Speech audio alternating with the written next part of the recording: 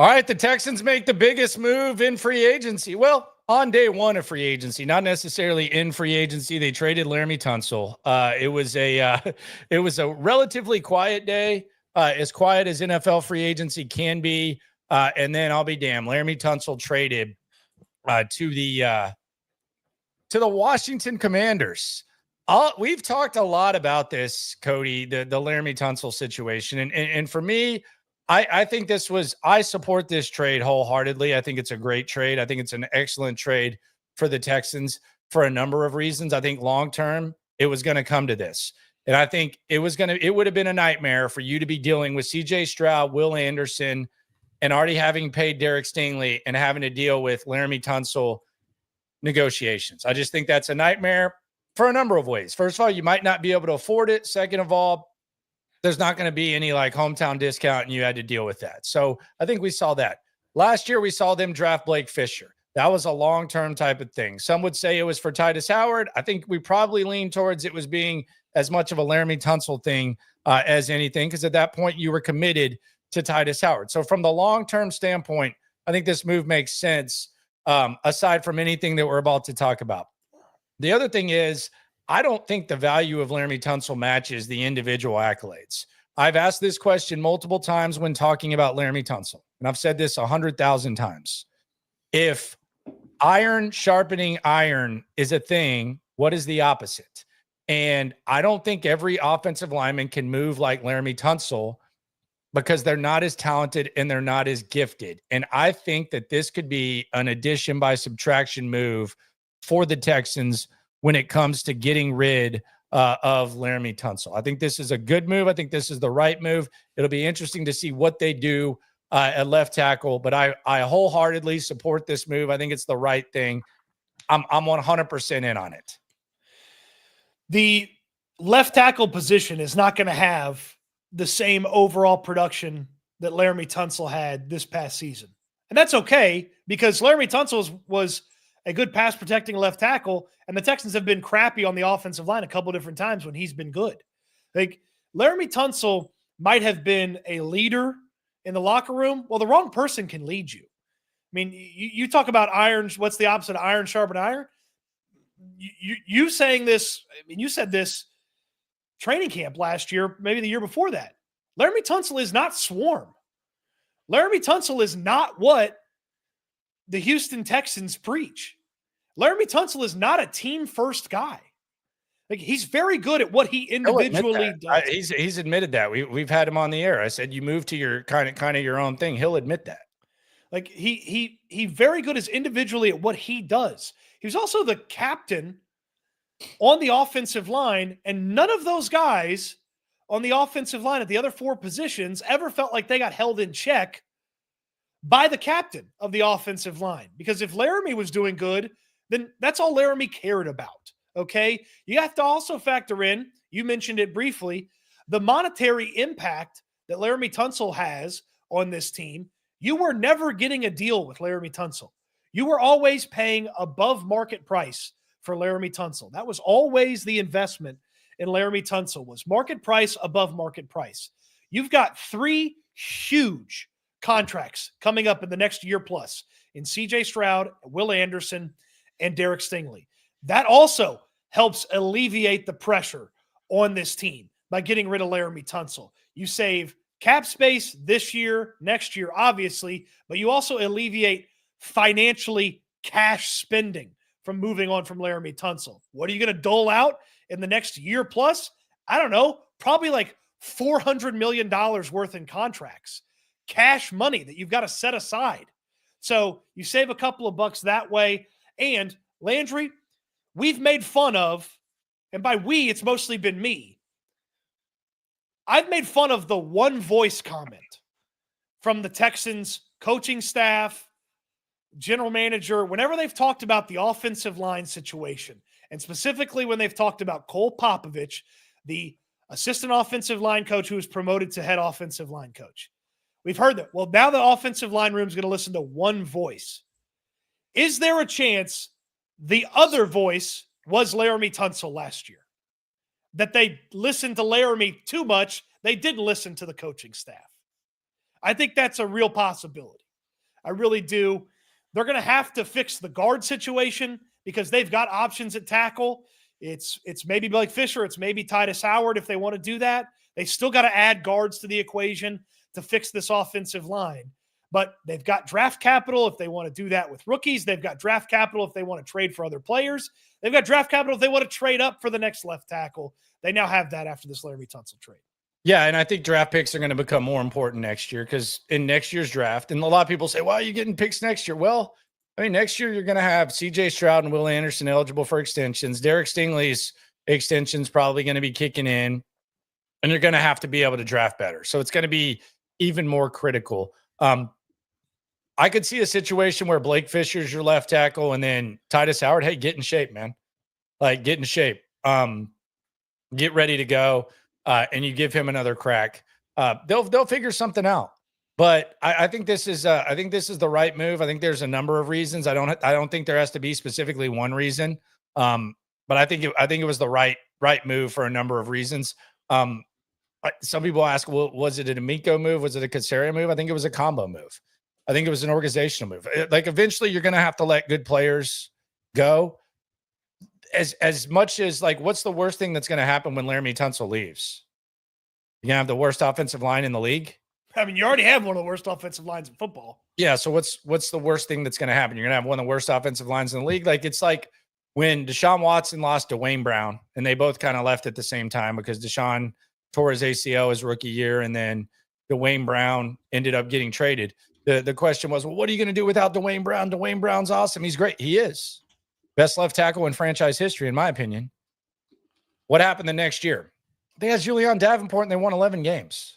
Mm-hmm. Like, it's not like the end all be all. And I think it's also a unique situation for Laremy Tunsil. I was just on in Washington on the radio station there, and they asked me about Laremy Tunsil. I said he's the opposite of Trent Williams. I said he's a really good player, but he's the opposite of Trent Williams. Trent Williams is someone who everyone in the locker room fears. He's going to cuss you out if you lose a game. He's going to be the alpha voice of the locker room. A lot of times, and the guy that I was talking to covered Trent, and he said Trent a lot of times would get frustrated with guys because they didn't know snap counts, and because Trent was so smart, he would be pissed off at him. He said, so that is kind of Tunsil-like. I was like, not really, because I don't think Laremy cares enough to get pissed at those guys. Well, if Trent knew snap counts and Laremy didn't. Yeah, so that was really where I think it's a different type of mentality, and I don't know that they could have shifted the culture of the offensive line with Laremy Tunsil still there.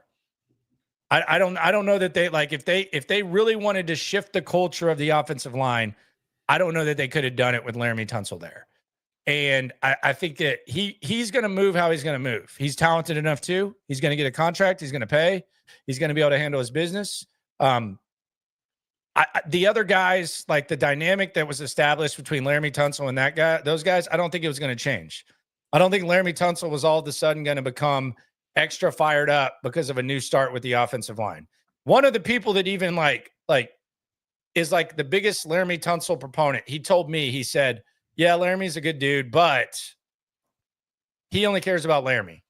Like, the reason why, if Laremy Tunsil is frustrated by the offensive line's performance, it's not because it prevents you from winning or losing. It's because he looks bad.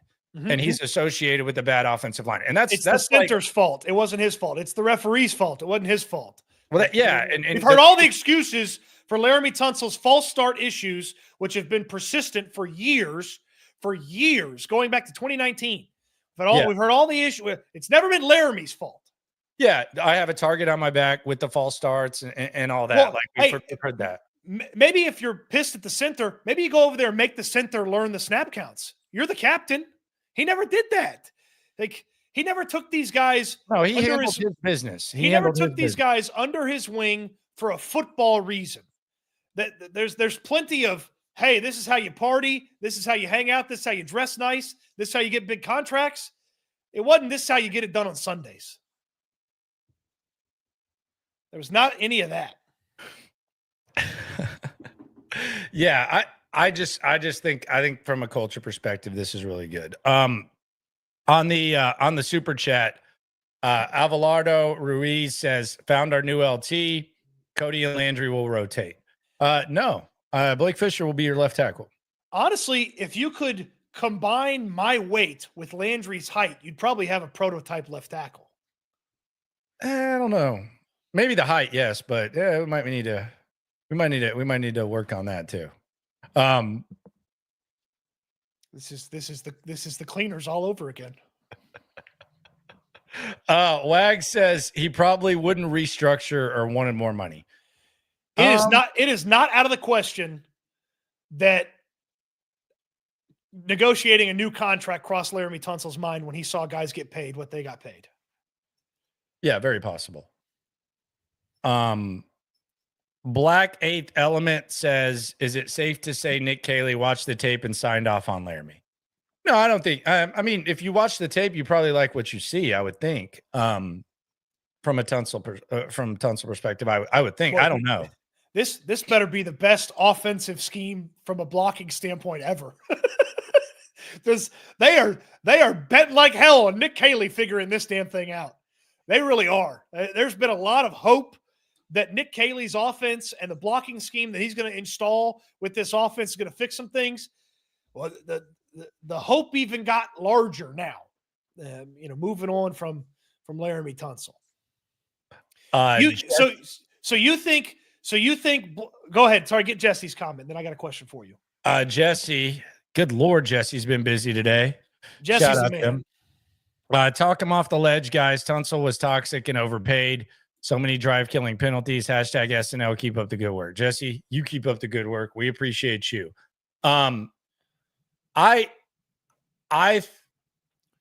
don't know that he was toxic. I do find it interesting. I think I saw Brian, Big Sarge. Shout out to Big Sarge. And DJ.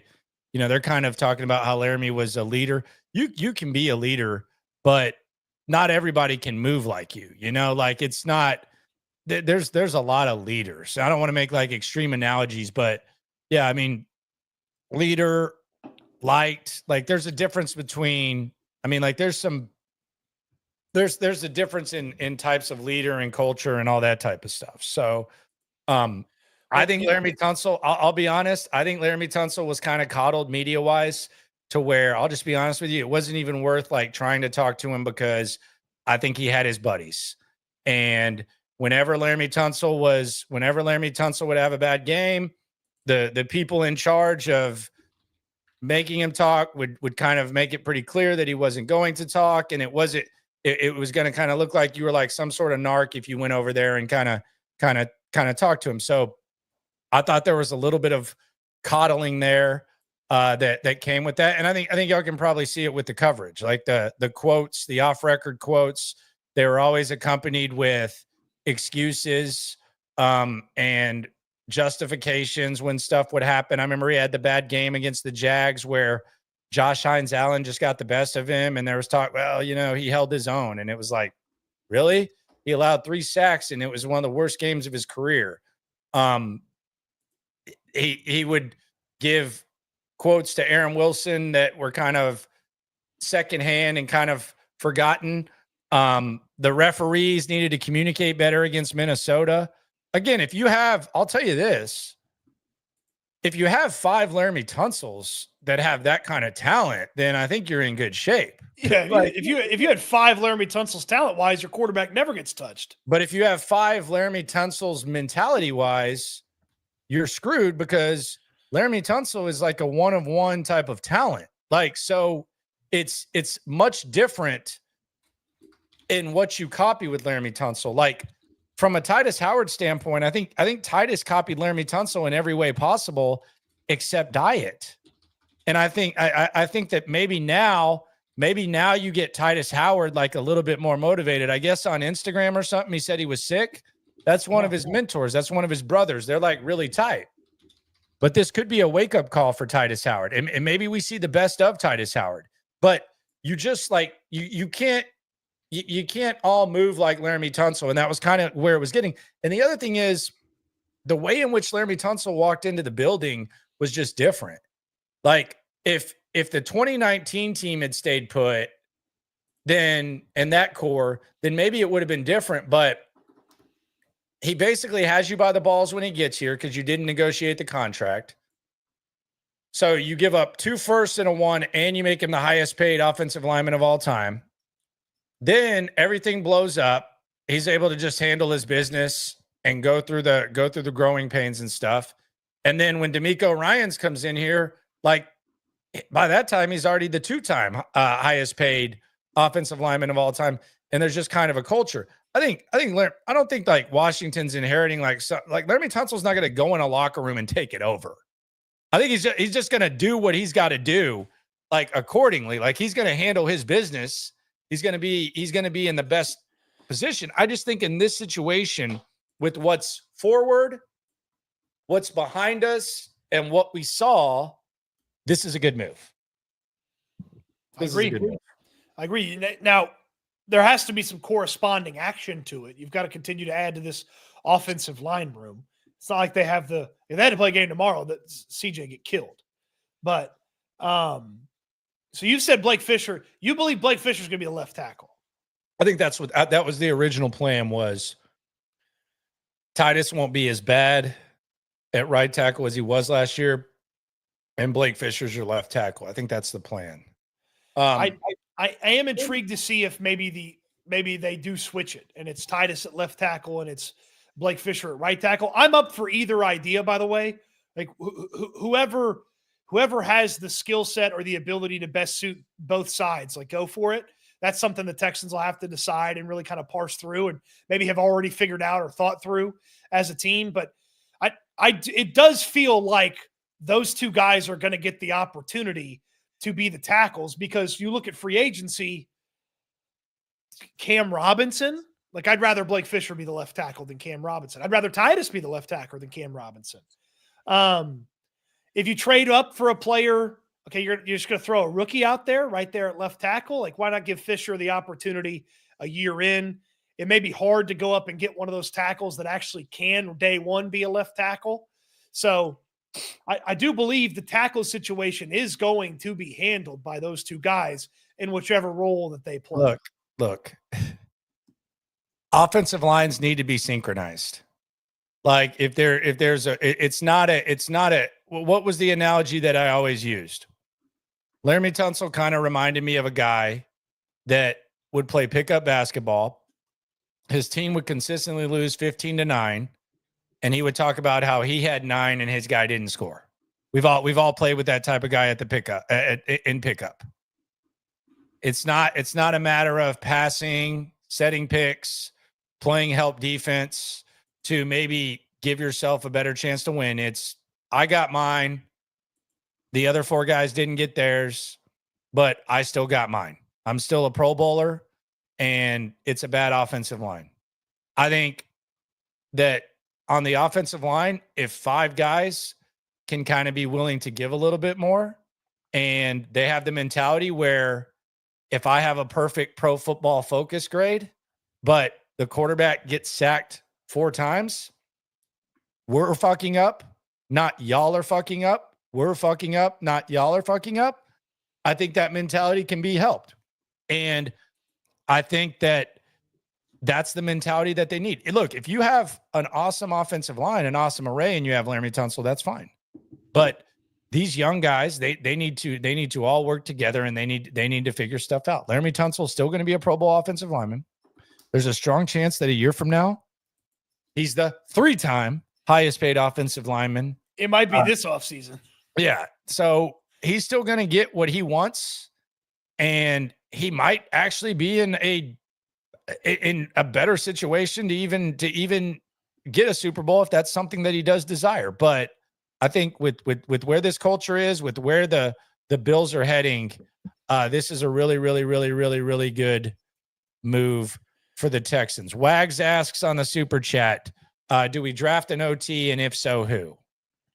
Well, the top tackle in a lot of people's minds in this upcoming draft is Will Campbell out of LSU. The Texans kind of feel like the type of crew that would be annoyed by his arm length, but Really? the guy was really good at LSU. So I don't know that he's going to get anywhere close to the Texans. Armand Mimbu from Missouri is another top tackle in this class. Another guy that probably won't get close to the Texans, I would think. Though some of these teams, the Bears specifically, filling some of their needs, does have the potential for a tackle to kind of start to sneak down the draft board. And then the next tackle name that you should know is Kelvin Banks Jr. Landry, you could speak better to him than I can. He's been the left tackle at Texas for what, 3 seasons now? Yeah, he's awesome. Yeah. He was hurt last year, and Walker kicked his ass. I mean, Walker kicked his ass when they played Georgia, but he was hurt. I like him. I don't know when you would have to go to get him. He's also, I believe, just 20 years old. So there's still some growing to do. So he was the start of, I mean, he's basically the start of what they did at Texas. They flipped his recruit, and all bets were off after that. So I think they like Fisher. I don't know if they want to move Howard back or not. From the Titus standpoint, I would. Well, we know Fisher's not a guard. Nick Caserio said as much. So we know Fisher's playing one of the tackle spots. It just remains to be seen if Titus is playing the other one. Yeah.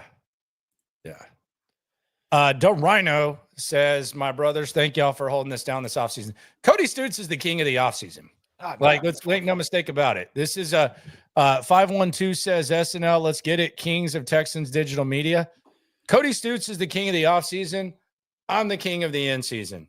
Let's just be serious. I'm the king of Reaction Monday. I'm the king of post-game shows, but Cody Stoots is the king of the he's the king of the offseason. And he is rolling on caffeine and fumes right now. He needs to go outside and get some sun. Locked in a damn basement right now. The damn sun went out when I went to the gym this morning, so I didn't get my vitamin D yet. Yeah. Also, one more draft name that I wouldn't even think about drafting is Josh Simmons from Ohio State. He's coming back from a patellar tendon injury. Guys just don't bounce back from that very well. So I would not draft him. But he's another first round name. And then it gets very iffy after those 4 guys. So you wouldn't want to draft a guy after those 4 guys. Correct. You ain't never hate. Swarm. God, I love you, Nick Caserio. I could give you a hug right now. Lawson Piles. He says, we got rid of the guy who posted his Beyonce cleats after getting routed 31-2 on Christmas Day. Today is a W regardless. He did do that. He was ready to. Again, Laremy moves. I'm entertained by the way Laremy moves. I just don't think it's like for this situation, this football team. I just don't think it's. I don't know that it's like. You know what Landry, ideal. You know what it became, and we love wrestling on this show. It became the NWO, but Laremy was the one that was actually. Individually, he did good. He was entertaining as a wrestler. But then there was all these other guys didn't deserve to be in the NWO. Didn't deserve to act like Laremy Tunsil. Didn't deserve to take after Laremy Tunsil. Hadn't earned that right. That's what it became. It became the NWO. And you got to get rid of the NWO. The new Tunsil world order. Gone. Austin Savage. # Savage mode. No relation to Fred. Or Tom. 2 girls, 1 cup, Tom Savage. He says trade got overturned. Tunsil just got a penalty. Austin got jokes. That's good stuff there. Raphael, not to be mistaken with the Ninja Turtle. He says, I have Dwayne Brown PTSD. Should I be worried? Dwayne Brown arguably started the Texans' previous spiral. I know it's not BOB anymore. Here's why this is completely, wholly, and totally different than Dwayne Brown. Here's why this is totally different. They decided to do this with Laremy Tunsil. The people in charge now decided to do this. They ultimately had to do this with Dwayne Brown. Rick Smith, he played chicken with the train, and he lost. He played what? He played chicken with the train, and he lost because Dwayne Brown got what he wanted. Dwayne Brown got out. Dwayne Brown got a new contract, and Dwayne sat out for half a season, played one game, and got traded. The Texans didn't have a plan. Like, that was something that they didn't expect. They were planning to have Dwayne Brown throughout the course of Deshaun Watson's playing career. And then Dwayne Brown gave them an ultimatum. They lost to Dwayne Brown and had to trade him. They decided today to trade Laremy Tunsil. They built a plan. They put something in place. This was not some rash decision that they were forced into. They created and crafted this idea. So it's very different than Dwayne Brown. Yeah, and the Dwayne thing was interesting because I think he's on record saying he had beef with Rick Smith. I think he kind of took advantage of the world dynamic and kind of threw Bob McNair in his lighter stages under the bus. And I said this in the moment. I thought he kind of took advantage of the hot button situation and threw Bob McNair under the bus. I always stood 10 toes down for Bob McNair on that. But I thought Dwayne kind of made it a little bit more than it needed to be. And I think they were just willing to part with him, even though they loved the guy. Like, they loved him, man. Like, and I think he even liked O'Brien. I think he was even fine with the McNairs and stuff. And then he was excited about Deshaun Watson, but he didn't want to be there. Yeah. And I think that just kind of got away with it. But I mean, you say it was bad, but it didn't really change. Like, the wins losses never really changed. Again, I always use the Julian Davenport 11 win example because I just don't know, like, how many, like, let's put it this way. We've seen the Texans win without Laremy Tunsil. We've seen them win some games without Laremy Tunsil. Like, if the Texans played on Sunday and they had traded Laremy Tunsil on Tuesday, is it Tuesday or Monday? It's Monday right now. And they had traded Laremy Tunsil on Monday. Do you think that the point spread would change? Probably not. Probably not. So you can find ways to win, and they're always going to get along with Laremy Tunsil. They're always going to. Laremy Tunsil's getting along, but now it's time. It's time for a new thing. Like, it's time, because when a guy is an established veteran like Laremy Tunsil, and he's 30 years old or whatever, how Laramy's young. He's in his 20s, right? Late 20s. I believe he's 29. He's 29 years old, and these kids come into a locker room. He's 30 now, excuse me. Okay, he's 30.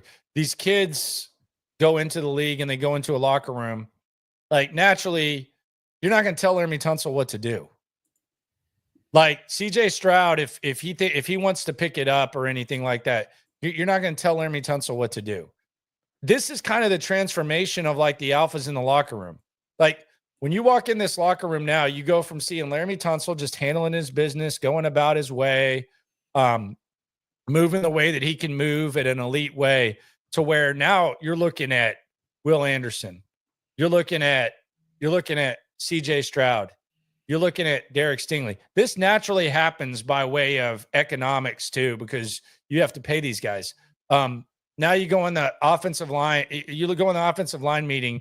You're looking at Blake Fisher sitting in the corner studying his playbook after practice, and being front and center when he screws up. You're looking at Jared Patterson talking about how bad the offensive line is and how they need to be better. You're looking at the Juice Scruggs handling his way. And then maybe these guys now, they don't have anything but each other. So they kind of got to lean in. I think the sharpening iron now with the offensive line, I think it's a message that really, really probably gets through to these guys now. And it'll be interesting to see the piece that they add. But there's a number of reasons for this. Like, we always get into, like, the whole, oh, it's not this, it's more this or this. It can be a number of things. Like, if Laremy Tunsil were the most perfect offensive line example in the world, there's a chance you would have to say goodbye to him in 2 years because you're going to have Derek Stingley, Will Anderson, or CJ Stroud. So that can be true. That can be true.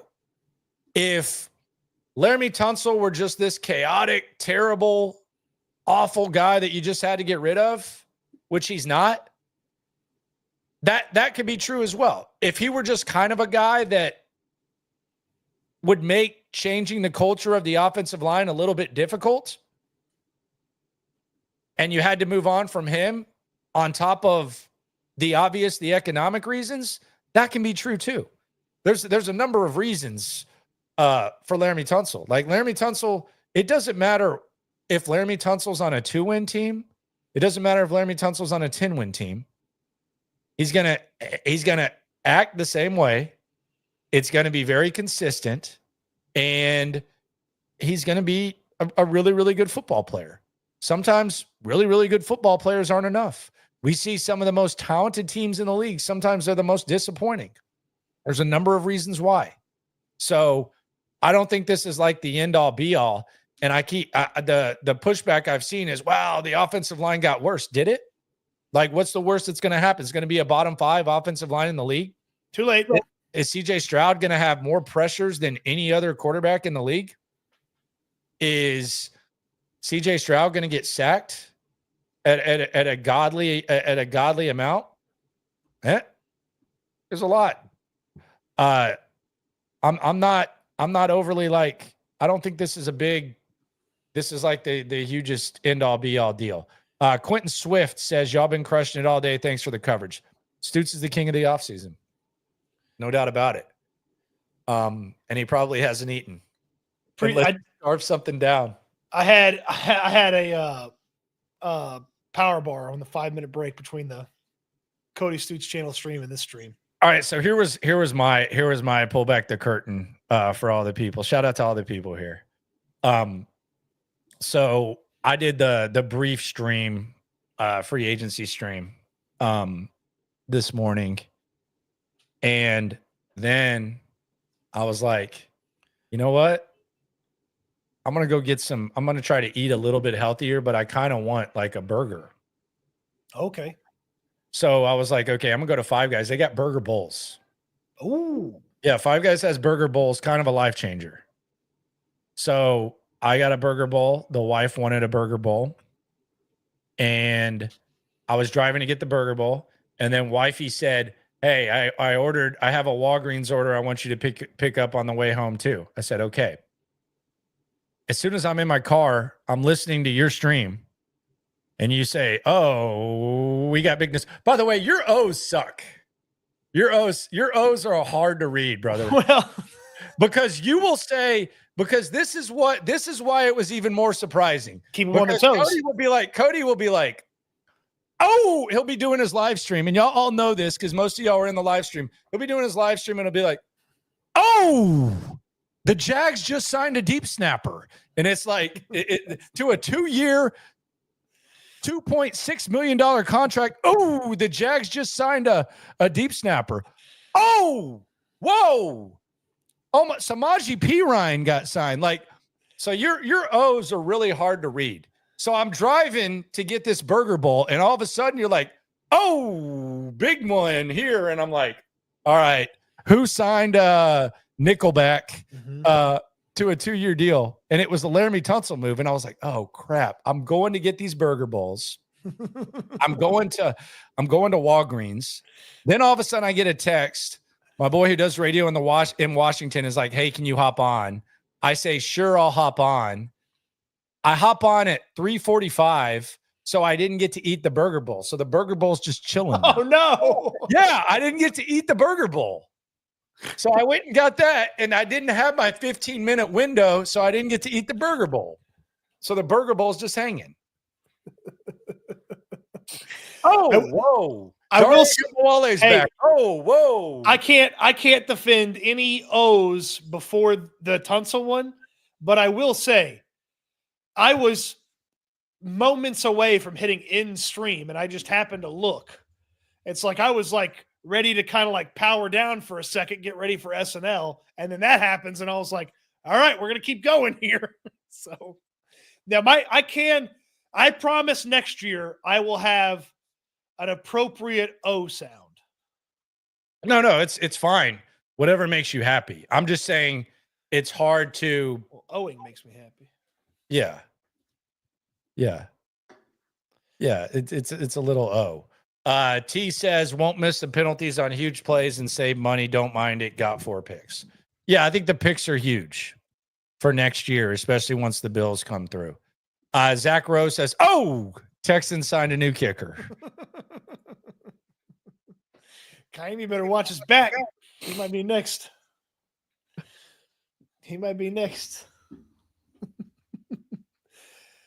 I am intrigued to see if there's going to be some additional offensive line investment via free agency because there is going to be some offensive line investment in free agency because there's still some worthwhile guard names out there. Where the guards at? What? Where the guards at? Where the guards at? Not on the Texans. They've Yeah, got if you put Titus at tackle, the Texans have 2 guards on their roster. They have Kenyon Green and Nick Broker. And then they have 2 guys signed to future reserve contracts. So there's still a need for guard help. With or without Laremy Tunsil, there was need for guard help. Now without him, there's still a need for guard help. And maybe there's even more need because if Titus is playing tackle, then you need 2 guards now. Juice Scruggs can't be a guard for this team. You can't bring Kenyon Green back. Juice is going to be a center because Nick thinks he's good at center. Well, I don't care what Nick Caserio thinks anymore. I care what Nick Cayley thinks. If Nick Cayley comes in and says this guy's not a center, he's not a guard, okay, see you later. So Donnie says, what do you guys think Nick and Miko will do with first, second, and 2/3 this year? Well, that day 2 is very exciting. That day 2 is very exciting. I actually hope that one of these teams that has a stopgap quarterback and perhaps some extra draft equity, I'm looking at Seattle. I'm looking at the Raiders. I'm hoping maybe they want to trade up and take Jackson Dart at 25 and you can move back and it's just a day 2 fiesta. Day 2 effing fiesta for the Texans. That's what I'm hoping. What will they do? I really don't think that they even know until draft day. When you're at 25, you're kind of at the mercy of a lot of people. So that the full compensation, in case anybody hadn't seen it, is a 3rd this year, a 7th this year, a 2nd next year, and a 4th next year. The 3rd this year is not the Commanders' 3rd, by the way. They already traded that. They traded that to the Saints for Marcus Lattimore.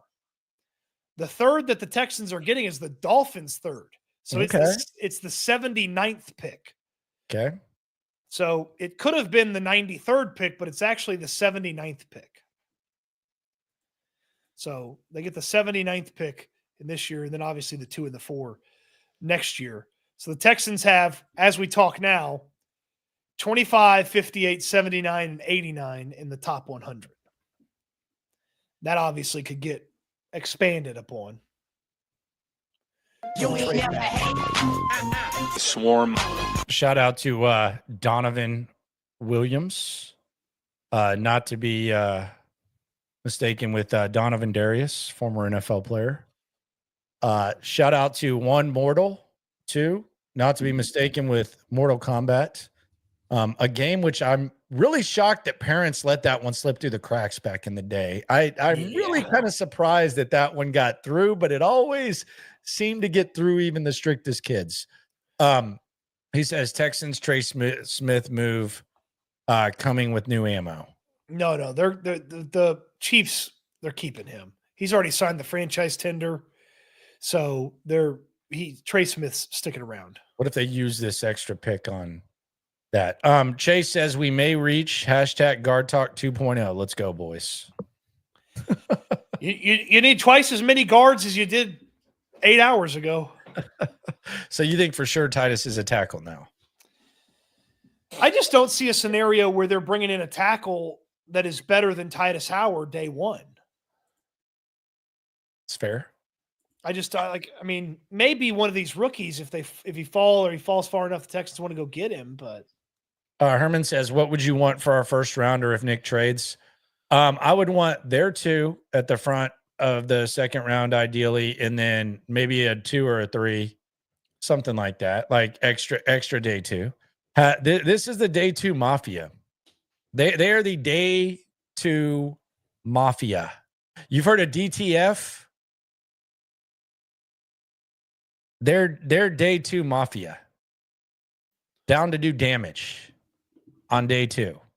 That's what they do. That's when they do it. Texans just added a pass rusher. Darrell Taylor. Anybody know who Darrell Taylor played for last year? He was on the Bears. Okay. 525. He had 3 sacks for the Bears last year in 16 games. He's actually had a pretty nice career. 24 and a half sacks over 4 if D'Amico seasons. wants, I have a rule in life. If D'Amico wants a D lineman, then I'll take it. If D'Amico wants a D lineman, then believe. I think Danico Autry's probably gone. This might feel like a Danico Autry's gone thing. Yeah, I've been saying this for a while. Danico Autry's gone. $5 million is nothing to sneeze at. No, and I mean you've basically got 2 players in Rankins and him. You've spent about $17 million on D lineman today with Barnett. Good for him for getting a raise, by the way. Yeah. I got a feeling a large chunk of that goes in the bank. He doesn't strike me as a big spender. But Derek Barnett, he got doubled up. Rankins, $7 million, and then this deal. I think this kind of puts you in position now to where you can say goodbye to Danico Autry. It's numbers. There's more power in these numbers and more value than Danico Autry. So there you go. Bye. So yeah, I think Autry's gone. As much as they liked him, as much as they loved him, bye. Why are people in the chat worried about Travarius Ward signing with the Colts? I'm not sure. Is it one guy or is it really people in the chat? It's multiple people. Okay. Oh, yeah. That didn't really move the needle for me. Him and Bynum, the safety from Minnesota, the 2 Colts additions after they basically sat out free agency last year. Yeah, the cornerbacks. Name me the last time that a free agent cornerback that was among the highest paid cornerbacks in free agency. Tell me when that has exactly worked. Like when has that happened and it's been like, okay, that was really awesome. This might actually be a fun exercise to think about. Like, and I'll go. We can go all the way back to someone that we thought the Texans might get. No way, they're going to get Nnamdi Asomugha. Holy crap! That pivot ended up being one of the best pivots in the history of the organization, too. By the way, what they ended up getting instead of Asomugha. Yeah, they ended up investing in. I think what was that? That was the Manning and J-Joe year, wasn't it? Yes, Daniel Manning and Jonathan Joseph. Yes. So. And people were upset by the Asomugha. He was never the same. Like paying for corners doesn't really pay off. They do like their old guys though. How many Tremont Smith jerseys are getting taken out of the closet right now and freshened up, and Sheldon Rankins jerseys? I mean, how many family members do they have? Jonathan Alexander said Tremont Smiths wanted to be back for a while. I mean, he took a 2-year deal in Denver, so he couldn't have wanted to be back that bad. Frank Ross won the early part of free agency for the Texans. He got him a punt returner, kick returner, and a special teams ace. Did Darrell Taylor go to Baylor, or am I wrong about that? He went to Tennessee. Okay, Tennessee. Okay. He was a second-round pick for Seattle. I guess it's Daryl. Okay. Just trying to sound a little more fancy. 24 and a half sacks in 4 years. Not terrible. So what is the savings with Danico Autry? $5 million. $5 million? I think it's a little over $5 million. I thought it was like closer to 10. I don't think so. Let me double check here. Because they broke him off pretty decently. Yeah, 2-year, $20 million deal. Yeah, 220. And it's 34 too. Good for him, man. I respect the hell out of him. Release or trade is the same. You say $5.79 million. Okay. So almost 5.8. Yeah. So honestly, exactly what Daryl Taylor just got. Yeah, but like this is how I would look at it. This is how I would look at it with Danico Autry. If you're just tuning in, Laremy Tunsil's been traded. Texans are sprinkling in moves. We're having fun reacting to it with you.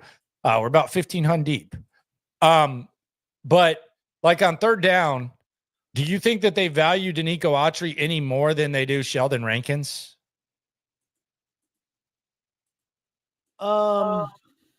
Like, is there like some sort of gap there? I mean, Autry's value is as a backup, as at the end spot. It's not as a starter. It's not as a defensive tackle. But on third down, because Will Anderson and Danielle Hunter are going to be out there. But like the biggest like appeal of Danico Autry, and maybe this is just like my own little bubble, but it was, man, he can get on the field and you can use all three of them at the same time, and he's versatile. You can move him inside, you can move him outside. But as far as just like a pure pass rusher from the inside, which is probably where you'll be lining up if you're out there on third down, do you think there's any like much more appeal with him? No. Well, he's got to be able to get on the field. He had a knee injury. He got suspended. Like, so well, they keep him though. They'll so does Sheldon Rankins though. So does Sheldon Rankins. Sheldon Rankins never got suspended. He played all the games when he was here with the Texans. No, I'm just saying he's got to stay on the field. Anthony Bailey says Texans must like the second and third round options for O-line. I think they like Blake Fisher. Like they had to make this move eventually. Like they were eventually going to have to say goodbye to Laremy Tunsil. And he's got 2 years left on his deal. And you get out in front of it instead of just trading him when he has 1 year left on his deal. And it's not a Matt, like Derek Stingley, CJ Stroud, Will Anderson, they're going to have to figure it out. So I don't know if they like the second or third options or not, but probably some guards, probably not tackles though. Probably guards. Uh-oh. Lucid Illusions is not a fan of this move. He says, shout out to Lucid Illusions. He says, this Texans team is looking like they care more about the defense at the moment than focusing on the more troubling position. Frustrating. Yeah, Demick, sometimes D'Amico forgets about that and that's when we get Demick. I do think that offense is going to be the focus of the draft, though. And I also think that the secondary market will speak to the offense a little bit. Did your boy Darius Slayton, is there any whispers about your boy Darius Slayton yet? There's somebody else on the stream? Because Darius Slayton's not my guy. Not my guy. Is Berrios your guy? Did the Berrios signing excite you? He's the new gatekeeper for the wide receiver room. If you're better than Braxton Berrios, you make the team. If you're worse than him, you don't make the team. Oh, he's like the floor? Yeah, he's the gatekeeper. Okay. You got to be better than Braxton Berrios. I do think they did a nice job getting staying out of this wide receiver market as anticipated with Christian Kirk. Yeah, I mean, what? That Palmer deal was crazy. Palmer's been the only significant investment, right? Yeah, but that Palmer deal was nuts. That's a lot for a guy who's been sort of a one-trick pony and not consistent. Yeah, that was pretty blah. Well, and De'Ami Brown for $10 million was bad too. Do you think that Tremont Smith returns kicks? Not if Berrios is healthy. Okay, but one of those guys returns kicks then? Because it's the same thing either way. So you think it could be Berrios? Oh, I absolutely think he was an all pro as a kick return a few years ago. Because Tremont was all rookie, if I'm not mistaken. He had didn't he have a 98 yarder for the Texans in a win? Yes, but he did not do any returning for the Broncos. Yeah, I feel like the Broncos had better options. They had Marvin Mims. My guy. Allen High School, I think. I think he's from Allen. Right? Right? He returned. Yeah, 2021. Tremont Smith had a touchdown return on a kickoff. I'm saying all that because now Damian Pierce has to actually be a running back. Yeah, if you got options. Yeah, like it's not so like the notion that Damian Pierce can play his way onto this team by returning kicks is gone. Like they need guys who can actually they need someone who can actually play running back with Smith and Berrios. Ugh. We got a new wide receiver in town. Just break it to me. Just give me a hint. Give me a hint. Former Chiefs wide receiver Justin Watson. Okay. Hey, more competition, the better. There's the new gatekeeper. Berrios, you're on. Watson, you got to be better than Justin Watson to make the team. Oh, God. Justin Watson, huh? They're just bringing in bodies, man. They need bodies. All right, let's play a game here in the chat. I haven't looked yet. Price is Right rules, close without going over. How many receiving yards did Justin Watson have last year? You got to get your guess in the next 10 seconds. He couldn't have had over 80. Oh, you think it's that bad? Yeah, there's no way. Give me an exact number. Okay. All right. Nah, he had over 80. Probably like 280. I'm going 231. I put it in the chat there, 231. All right, we'll let him fly in here just a little bit. Now, he is scrub, maybe 45. Okay. All right, Justin Watson, receiving yards for the Kansas City Chiefs, the AFC champions. He had 289. Dude, he might have something. 289. Who was okay? We got a 280. Oh, somebody said 890. Little off. Wow. Little off. I think 280 is going to win it. So he had. Oh no! Unspoken films on the nose. He looked it up. No, because I said you got to get it in the next 10 seconds. He might have had it. He might have looked it up. All right, so he had what? 289 receiving yards last year. Okay, so that's 35 more yards than John Mechie. How many receptions? He had 22 receptions. Okay, that's 2 less than John Mechie. How many touchdowns? 3? 2 touchdowns. That's 1 more than John Mechie. So he had better numbers than Mechie. Yeah. He's a better wide receiver than Mechie. Yeah. Not the best day for the Mech crew. Unspoken films. Send me an email and I'll get you a prize for the correct guess. Send me an email. It should be in the description of any of my videos. Or CodyStoots@gmail.com. It's not hard.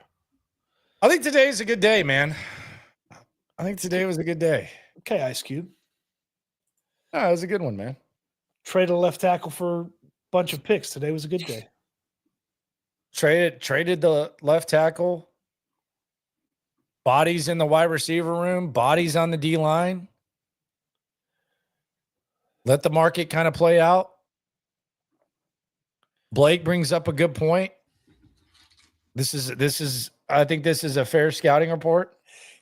Just because he's white doesn't mean he's classic lunch pail guy. Race car.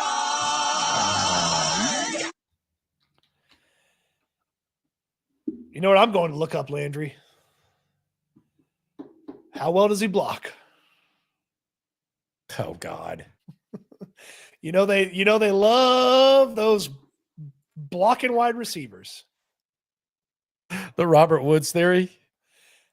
Worse than Woods. By the way, my wife said that she'll make some SNL shirts. All right, let's do it. She's pretty good at it. We got the whole press and everything here. We got the t-shirt press. We got graphics, all that. I might sneak us in a couple of SNL hats the next time I get a hat order for Houston football. Yeah. Let's get that going, man. I think that's a good idea. So what did anything around the league stick out with the Texans that you think impacts them? I think I said this earlier on your stream. I think the Titans are clearly drafting Cam Ward number 1. I think that's you pay a tackle that much. We see Chicago doing it. I think you're not if you're going stopgap, I don't know that you're that proactively going and signing the left tackle. So I think it's clear they're going to draft Cam Ward.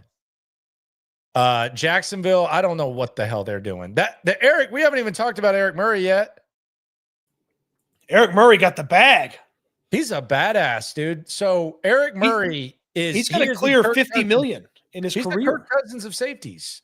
He goes from one of the most frustrating overpaid contracts we thought by Jack and Bill to playing his way into like kind of a bargain. And then the discussion is, well, would you bring him back on the minimum or whatever? And he gets the bag from the Jags. Yeah. Eric Murray, shout out to Eric Murray. Eric Murray's a great dude too. $22.5 million, $12 million guaranteed for Eric Murray. He made less than $2 million last year. And he's not young. He's going to fly past $50 million earned in his career. That's a great job by him. Great job by him. Great for him, man. Really good guy, too. Well, as far as we interacted with him away from the facility, he could be a serial killer for all we know. Oh, that's a hell of an accusation, allegedly. Could be. We could all be serial killers. You know, we could have a murderer in our midst right now. We wouldn't know. 1,500 people, odds are high. Yeah, I would say if you told me 1,500, I would say probably like 3, 4. Probably. Don't start putting Kevin Walter on Justin Watson. He blocked well. Kevin Walter, 3-time number 2 leading receiver in Texans history. Race car. Watson, the number inside or outside guy? Where do you think? Like, let's rub the crystal ball with the Christian Kirk, because right now, would you agree? Outside of the Tunsil trade, the Kirk move is the biggest move they've made, right? Yeah, obviously. Yeah, absolutely. So, like, when all is said and done, where do you think Christian Kirk will rank all time among Texans' number 2 receivers? And you might say, what? Look at the list of number 2 receivers with the Houston Texans. It was a problem for the majority of Andre Johnson's career. Right when you thought you found number 2 guys, there was always just heartbreak. Will Fuller couldn't stay healthy. Then Deshaun got traded. And then Tank Dell starts off well, and you have 2 season-ending injuries. Like, who would you say right now is the best number 2 receiver in Texans history? I think it's Will Fuller. It's Will Fuller. I think 5 times he was the number 2 leading receiver. Yes. So I would say Will Fuller is the best number 2 receiver of all time. I would say Tank Dell's probably second. We're talking one season. Yeah. It's pretty much one season. Tank Dell is number 2.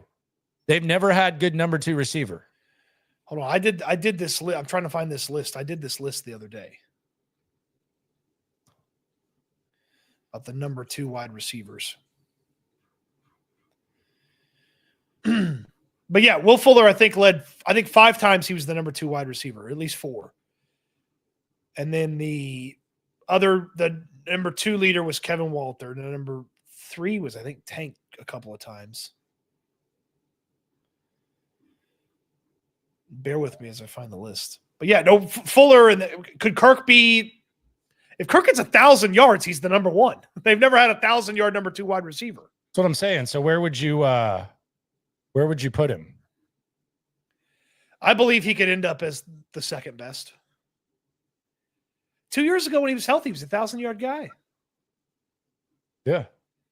He was a 1,000-yard guy. It speaks. I'm asking this more so as like a representation of how rough that spot has been. There's like when you think of the Texans and you think of like disappointments and like struggles and stuff, like you naturally think offensive line.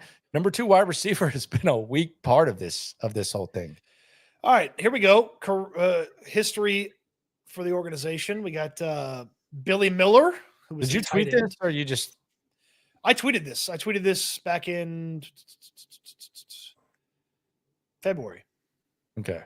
Yeah, so Will Fuller 5 years in a row. Okay. Kevin Walter 4 years in a row. All right, so maybe I should say Walter's number 2. I guess. I don't know. I don't think Kevin Walter was better than Tank Dell. Tank scored 10 touchdowns in 2 seasons. Walter scored 22 and 4, so yeah, it's about the same. I don't like, but as far as like their forgot Eric Moulds was on the team, to be honest with you. A random Andre Johnson appearance, a random Nate Washington appearance, which was Dom in Jersey wants to join the stream to sound off on Tunsil. Brother, you bought his jersey. Like, look at that picture, dog. Like, nah, don't take out your frustration unless you're just trading him. Unless you're just mad that you have to burn that jersey. You bought his jersey, brother. Arian Foster, Owen Daniels. Man, I want to know what Dom's opinion is on this. I could not even imagine. Who knows? Lucid Illusions. Again, CJ Stroud about to be protected by dudes that used to work at McDonald's last year. That's not true. They're not going to sign a bunch of UFL guys. Nah, they'll be fine. There's still guards to be had. Should the Texans extend Daniil Hunter? Uriel Garza asks. No, because you can wait. If you feel like you have to extend them, you can do it at the end of the year or during the season. You don't have to do it now. The Texans have 2. I knew Nick couldn't help it, man. I knew he hadn't officially quit, man. What? He'd gone too long without an array of white receivers on his team, man. Barrios and Watson? Hey, that's very the way 2025 started for football. Hey, Nick Caserio could not stay away from the white wide receivers forever. As immediately after he said Danny Amendola was a Texan for life, Nick goes back to the white guys. Did you see that Sunday conversation with Caleb Presley and Tom Brady on Super Bowl Sunday? I didn't watch that. No, but I saw that happened. Caleb Presley was like, he said, are you scared? Are you scared if you were facing the Eagles as the opposing quarterback in the Super Bowl? Are you scared that you would accidentally throw an interception to Cooper DeJean because you thought he was one of your receivers?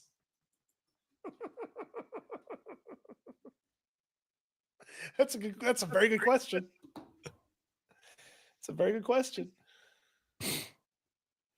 They got 2 dudes doing work out there. Be interesting to see what that looks like. I mean, if Casario's got a affinity for that type of receiver, TCU's Jack Besh, maybe moving up the board a little bit. When's the last time a team signed 2 white wide receivers on free agency? I need this stat. That has to be very rare. Jay, you are the only human in this chat that thinks the Texans are, quote, cooked. Get out of here with the cooked. Do you think Titus can play right tackle? Yes. You do? Yes. I believe he can play right tackle. I can believe he can play left tackle. He can play what? He can play left tackle. I would put the more talented guy at right tackle.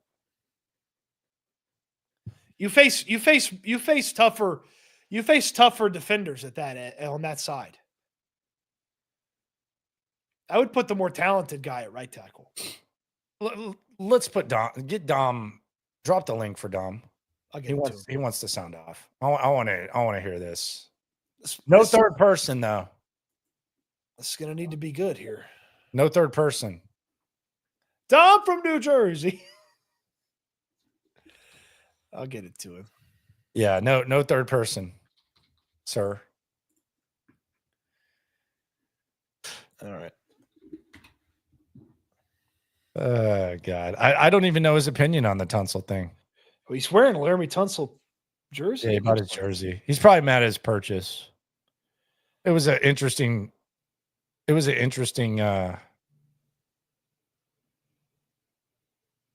decision. Darrell Taylor, man. How about that? How does that make you feel? Daryl. I'm going Darrell till corrected. I mean, I'm correcting you. It's Daryl. Well, you also thought it was you didn't know you still call him Daniel Manning. It's Danielle. So your pronunciation's not quite good. I slipped, but then I corrected it.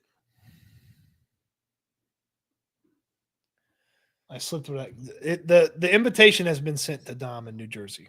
Yeah, let's hear what he's got to say. You think he's going to be crying about the move? I have no idea. I think he's probably crying. Is he on duty right now? Yes. Oh my God! Look at this guy, fellas. What's up? I'm off duty. I want to make it clear. I'm driving home right now. No judgment zone here. Okay. Give me a minute to sound off on Tunsil, though. I purchased that jersey when I had to choose between Mark Ingram, Brandon Cooks. Tunsil was the only viable option. Let's be real, okay? But let me tell you something about Tunsil. This is a culture-setting move. Now, I haven't listened to the show yet. Like I said, I was just working. This is culture-setting decision by D'Amico. He heard the fans last year when we were calling for Tunsil to be benched after all of his false starts. He never benched him, but he decided to get rid of him. So I love this decision by D'Amico. I can't stand behind a guy. Sorry, there's a lot of traffic. I can't stand behind a guy who jumps off sides, starts off every first down play. Our drive start at 1st and 15 because of what's supposed to be our best offensive lineman. I can't stand the guy who doesn't pick up number 7 after he gets knocked down. I can't stand the guy who puts up his Beyonce signed cleats after getting his ass kicked 31-2 on national television, ruining my Christmas, which forced me to throw my mother-in-law out of my house. I can't do that. So this had to happen. And you know what? Titus Howard, you want to talk, you're upset about this? Your ass is next. I want him gone too. New look O-line. I absolutely love it. There's no negatives about this. And anyone who says otherwise is an idiot. Okay. I support that. By the way, the first time that your mother-in-law is a grandma, you kick her out of the house because they lose to the Ravens. Like, what is going on here? What are we doing? Her attitude on top of it didn't help, but yeah, she got the boot. Yeah, she got the boot. So what are you going to do with the Tunsil jersey? So I don't know. I may have a live burning video of it. I think it's time. No, because I think it's cursed the Texans a little bit too. I've worn that jersey somewhat proudly for a number of years, so it's time to move on from. I do have to change the YouTube pic. I got a nice photo of me and the Ultimate Texan I'm going to throw up there, so I'll do that when I get home. But like I said, I mean, this is a home run. I don't know why anybody thinks otherwise. Like, you clearly just don't watch Texans football, or you just don't die by it like I do, because that offensive line needed a wholesale change. And this is only the beginning. I would love Will Freeze. I don't know if that's an option, but Fries. We'll see. For me, I have no choice but to trust Fries. Sorry. But to trust Caserio here. But Landry, I saw you tweeted about it. Stoots, I think you're all in on it. like I said, just a decision that had to be made. I didn't like Laremy Tunsil. I liked him at first. He's talented, but I'm thrilled today. I'm having a good day, believe it or not. There you go. Good for you. Yeah, I like the move. I like the move. Good. I appreciate you boys having me on, though. There's a ton of traffic here. I got to go. There you go. All right, bye. Yeah. You know it's like in Jersey. Yeah, I agree. I like the move. Not quite agree with kicking the mother-in-law out on Christmas, but that's rough. Yeah, I support the move. That's rough. 100%. Justin Watson. I actually like this. I like this receiver room a lot better. It's hard not to. That's how bad it was. I don't know, man. It's still bad, but that's how bad it was. I mean, yeah, like it's gotten better for sure. Yeah, but that's how bad it was. It's gotten better. It's not quite. I mean, the dream we never saw come to fruition was Nico Collins, Stefon Diggs, Tank Dell, and Noah Brown. We never got to see that come to fruition because they got rid of Noah Brown. Mark says Landry suddenly likes the move, but he wasn't campaigning for it throughout the year. What? I wasn't talking about Laremy Tunsil's influence and everything throughout the year. Mark, come on. You gotta catch up, Mark. Okay, Mark. Mark Antonio Corleone. What a name. What a dumbass. Yeah, I was definitely campaigning and talking about the influence and what's the opposite of iron sharpening iron throughout the year. Very well documented. It was like week 3. You were like, maybe earlier. Tunsil is not swarm. He is not swarm. And what is the opposite of iron sharpening iron? And eventually you're going to have to say goodbye to someone. Could it be Tunsil? Yeah. So let's just make stuff up and throw it against the wall. That is very wrong, my friend. Very wrong, my friend. Yeah, we do need to open the lines a little bit. We're gonna start doing that for sure throughout the season. But yeah, Dom's fired up for the Tunsil trade. I like the Tunsil trade as well. I feel like he shouldn't burn the jersey though. I feel like that's bad energy. I feel like he should hope for a new number 78 and then do the tape over the name. Yep. Yeah, Zeke knows. Yeah, I mean, it's been a thing. Like the I got you gone wrong is so weird.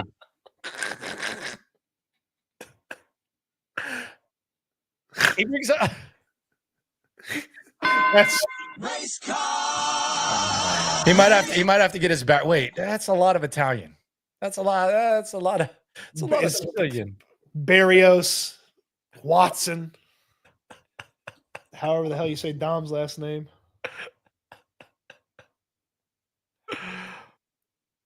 Pizzanelli.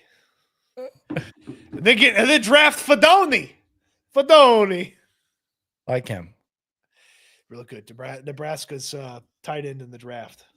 T says Texans fans forget that the draft exists. Nix has more than enough for us to trust him. Yeah, the draft will line up nicely. They've done a good job on day 2. Herman says, "Can we get a damn it Tunsil?"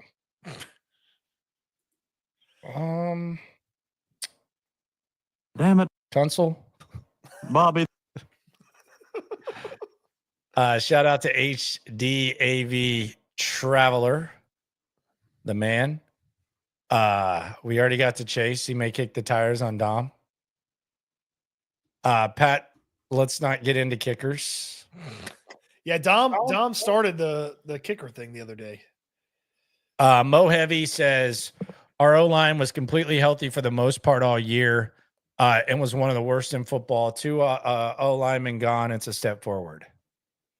Yeah, they definitely dealt with some injuries in the middle, but the tackles were for the most part healthy, and it was a bad. I mean, the handpicked offensive line sucked. Like the offensive line they wanted at the end of 2023, they finally got to put on the field, or at the end of the draft in 2023, they finally got to put on the field in 2024. It sucked.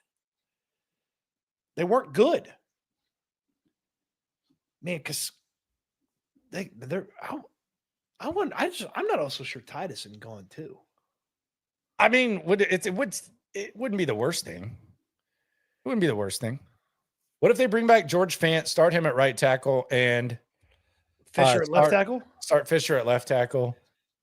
Sign me up. Keep the powder dry. George Fant, welcome back. You're the right tackle. You're Fry's guy.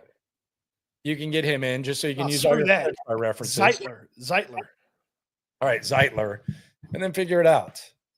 But like, would there be reaction to Titus? Like, is anyone like, oh, Titus is going to hold it down? Titus is a guy who'd be competing for a starting gig right now. That's what like Titus saying, like, I'm sick. Like, Laremy leaving might keep your job. Yeah, you should be ready to go, brother. Lucid Illusion says, Cody, for a guy that is real adamant about pass protection, seems like you're okay with your best O lineman being traded and taking steps back in protection instead of forward. Defend yourself. Defend yourself, Cody. They still have to add to the guard situation. Pass protection is not a one-man job. If it was a one-man job, they'd be fine because Laramie's been holding it down from a pass protection standpoint. Pass protection is a 5-man job. It's really actually a 6, sometimes 7-man job. Bobby was a dumbass. They had guys that didn't know what they were doing. They didn't listen to coaching. Like, there's so many things that went wrong. And Laremy Tunsil being out of there changes the culture, lets them dial in, get some hard-nosed leadership associated with that room. And Nick Caley has to create a scheme that better suits what they do have in the offensive line room, which, again, they still need to add to. So, I mean, Laremy Tunsil's been Landry said it earlier. Laremy Tunsil's been one of the best pass blockers in football on a 10-win football team, and he's done it on a 2-win football team as well. Like, they're not going to be the worst offensive line in football just because Tunsil's gone. Oh, you're guaranteeing that? I'll guarantee it. Okay, there you go. Men's Warehouse, like guarantee from Cody. You're going to like the way this offensive line looks. I guarantee it. Mo Heavy, our O-line was completely healthy for the most part all year. It was one of the worst in football. 2 offensive linemen gone is a step forward. Mo Heavy getting 2 for the price of 1. We already read that. Yeah, you read that already. Yeah, Cole Hooper. Yeah, we kind of distracted away. Cole Hooper, shout out to you. Jacob says, Dom kicks his mother-in-law out of the house for rooting for a different team. Mine could slap me in the face and she would still stay. I don't know if I don't know if he's patting himself on the back or kicking himself in the junk. Jacob, I'm not following. I think Jacob's saying that the mother-in-law's got a little bit more juice around the Jacob household. Okay. HDAV says, thank you for the kind woman words, Landry, but Cody always answers me on Instagram. LOL. I never even look at my Instagram comments. And my Facebook, I've trimmed down. I had like 3,000. I trimmed it down to like 300. Facebook's just going to be like close friends and fam type of thing at this point. It was getting weird. You're posting baby pics and all of a sudden it's like someone's saying something. It's like, I don't know. This is a lot. Evan says, I don't mind the move. Look at the draft capital. I saw on your stream, someone was saying that they should have got a 1 for Tunsil. I don't think that's realistic. I think we kind of live in a world where we know that the Texans traded 2 1s and a 2 for Laremy Tunsil, which was idiotic. It's kind of like the Deshaun Watson contract. Some said, well, that's the starting point. I don't know that it should be the starting point. I think it's just dumb organizations and dumb football people do dumb things. Tunsil also had an expensive contract, which lowers the draft capital. And when you, my question would be, if you thought they should have got a 1, my question would simply be for you, would you have preferred them to have just the 29th overall pick, or would you have preferred them to have everything that they got? Because you can have 1-1 at 29, or you can have everything that they got, which was a 2 next year, a 4 next year, a 3rd this year, and a 7th this year. I'd rather give Nick Caserio the multiple shots on day 2, as well as that early day 3 selection, than just simply the 29th pick. Cole Hooper. No relation to Austin. He says, it doesn't matter how good LT is when our interior offensive line was giving up immediate pressure. True. Or when LT was actually blocking somebody and then Shaq Mason didn't know who to block and he's just looking around looking for somebody and the guy's already run past his ass and is breathing down CJ's neck. I Paneline says she'd rather have a 2 this year. It's fair. I I think next year you can stockpile young talent, but they would still be on the rookie deal in round 2. Look, let's be honest. I mean, the draft is a month and a half away. We want as many picks as possible in day 2. Day two is my favorite party. But if they had 2 twos, I can also, I mean, let me see here.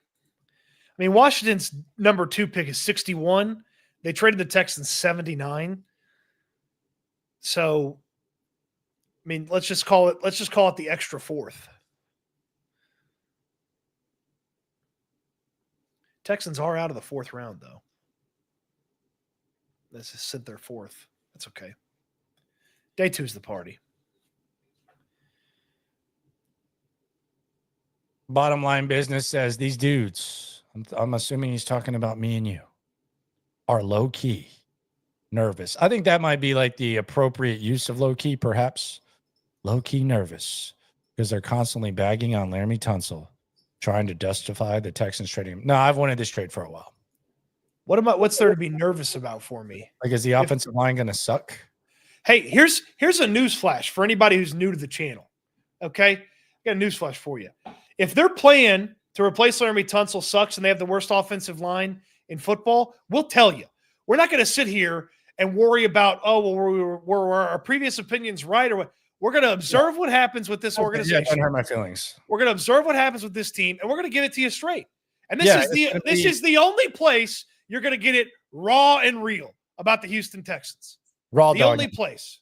Well, the thing is, like, I don't like being right or wrong doesn't really. If you just take the information that you consume, and you have an opinion, like you don't sugarcoat around. You have an opinion, and if the opinion's wrong, the opinion's wrong. I was Bryce or bust. I was Bryce Young or bust. Okay, there's that. Like it's not glorifying when you're right. It's not worrying about being wrong. It's not that big of a deal. I can promise you that that's the bottom line. And that's the straight business. I'm not low key worried. And the low key thing, man, like, can we quit? It just seems like just a poser word at this point. We got to get rid of low key. I really want to start a movement. It's a poser word. It started somewhere. It's like literally with chicks. Eric, appreciate you on the soup. Mo Heavy. These reasons are why finding Tunsil was a good move. Cap space, flexibility, maximizing trade value, investing in the future, balancing the roster. That would be the approach. Eric, appreciate you. In addition to like actual cap space too, real quickly, by the way, actual physical cash, the Texans save a lot of cash from the 2 years as well. Over $40 million in cash. Stop with the low-key complaints. Man, people quit saying it. I want to stop. People quit saying it. Look like posers. This is FCAS space. They don't have. Well, when you spend it on other players, it does. When you use the cash saved, the owner saved money. They're about to spend $400 million on Will Anderson, Derek Stingley, and CJ Stroud. What are we talking about? Lucid illusions. I think he's coming back to the rink. I'm all for letting it ride out and seeing where it ends up for offense and defense, but damn, it's looking really one-sided for the time being. They were going to have to do it eventually. Like that's the point. Like they were going to have to say goodbye to Laremy Tunsil eventually. They knew it. You knew it. I knew it. When you just do the math of the guys that are going to get paid, they were going to have to do it eventually. And I don't think they take like some step back because of Laremy Tunsil. Evan says, go grab another wide receiver running back on day 2, go O-line in round 1. I'm open for any combination of those things. David says, LT, although elite, was not a good culture guy. Good riddance. Yeah, I don't know, like, if this is like some sort of, I just think they're shifting the culture of the offensive line. I know, like, we said this the other day. Like, hey, not interested in a trade for this guy because you got Christian Kirk now. Cooper Kupp's getting released. If the price was right, I'd take him and Christian Kirk. And maybe so would Caserio. Barrios. 3 white guys in the wide receiver room. Barrios Watson and Cup. Come on, baby. Come on. That feels like you brought this up last week. That feels like Jacksonville. No, you know what it feels like? What? Chiefs. Ooh, Chiefs. Yeah. Actually, yeah. Travis Kelce kind of losing a step, intermediate route. Hollywood Brown, you're paying him like $10 million. You can kind of figure that out. You're going to get Rice and Worthy, and you have Cooper Kupp in the slot. He basically gets to ring chase, and you don't have to trade for him. The salary is kind of what it is. DeAndre Hopkins gone, so they're losing Nuke and Hollywood. I think Cooper Kupp. Get Hollywood back. Did they re-sign him? Yeah, they brought Hollywood back. Okay. What did they give him? $10 million. Oh, okay. Well, welcome back. Never mind.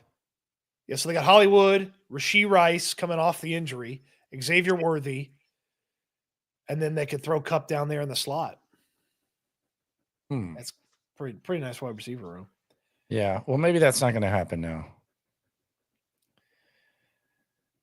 I'm trying to think. Who's another Cup team? Buffalo doesn't need him. Cincinnati, if they lose T.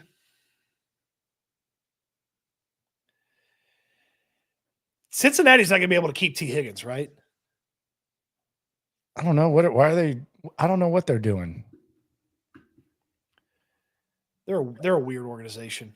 They're people keep calling the Texans a poverty franchise. Like, the Bengals are a poverty franchise. Who's calling them a poverty franchise? You see people all the time early in free agency when nobody was getting signed. A poverty franchise. I mean, it's a mediocre franchise, success-wise. I mean, they're always willing to write a check. Yeah, no. Cal's willing to spend money for sure.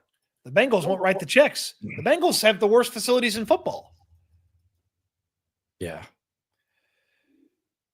Hell, they probably already put the sauna back over there at NRG.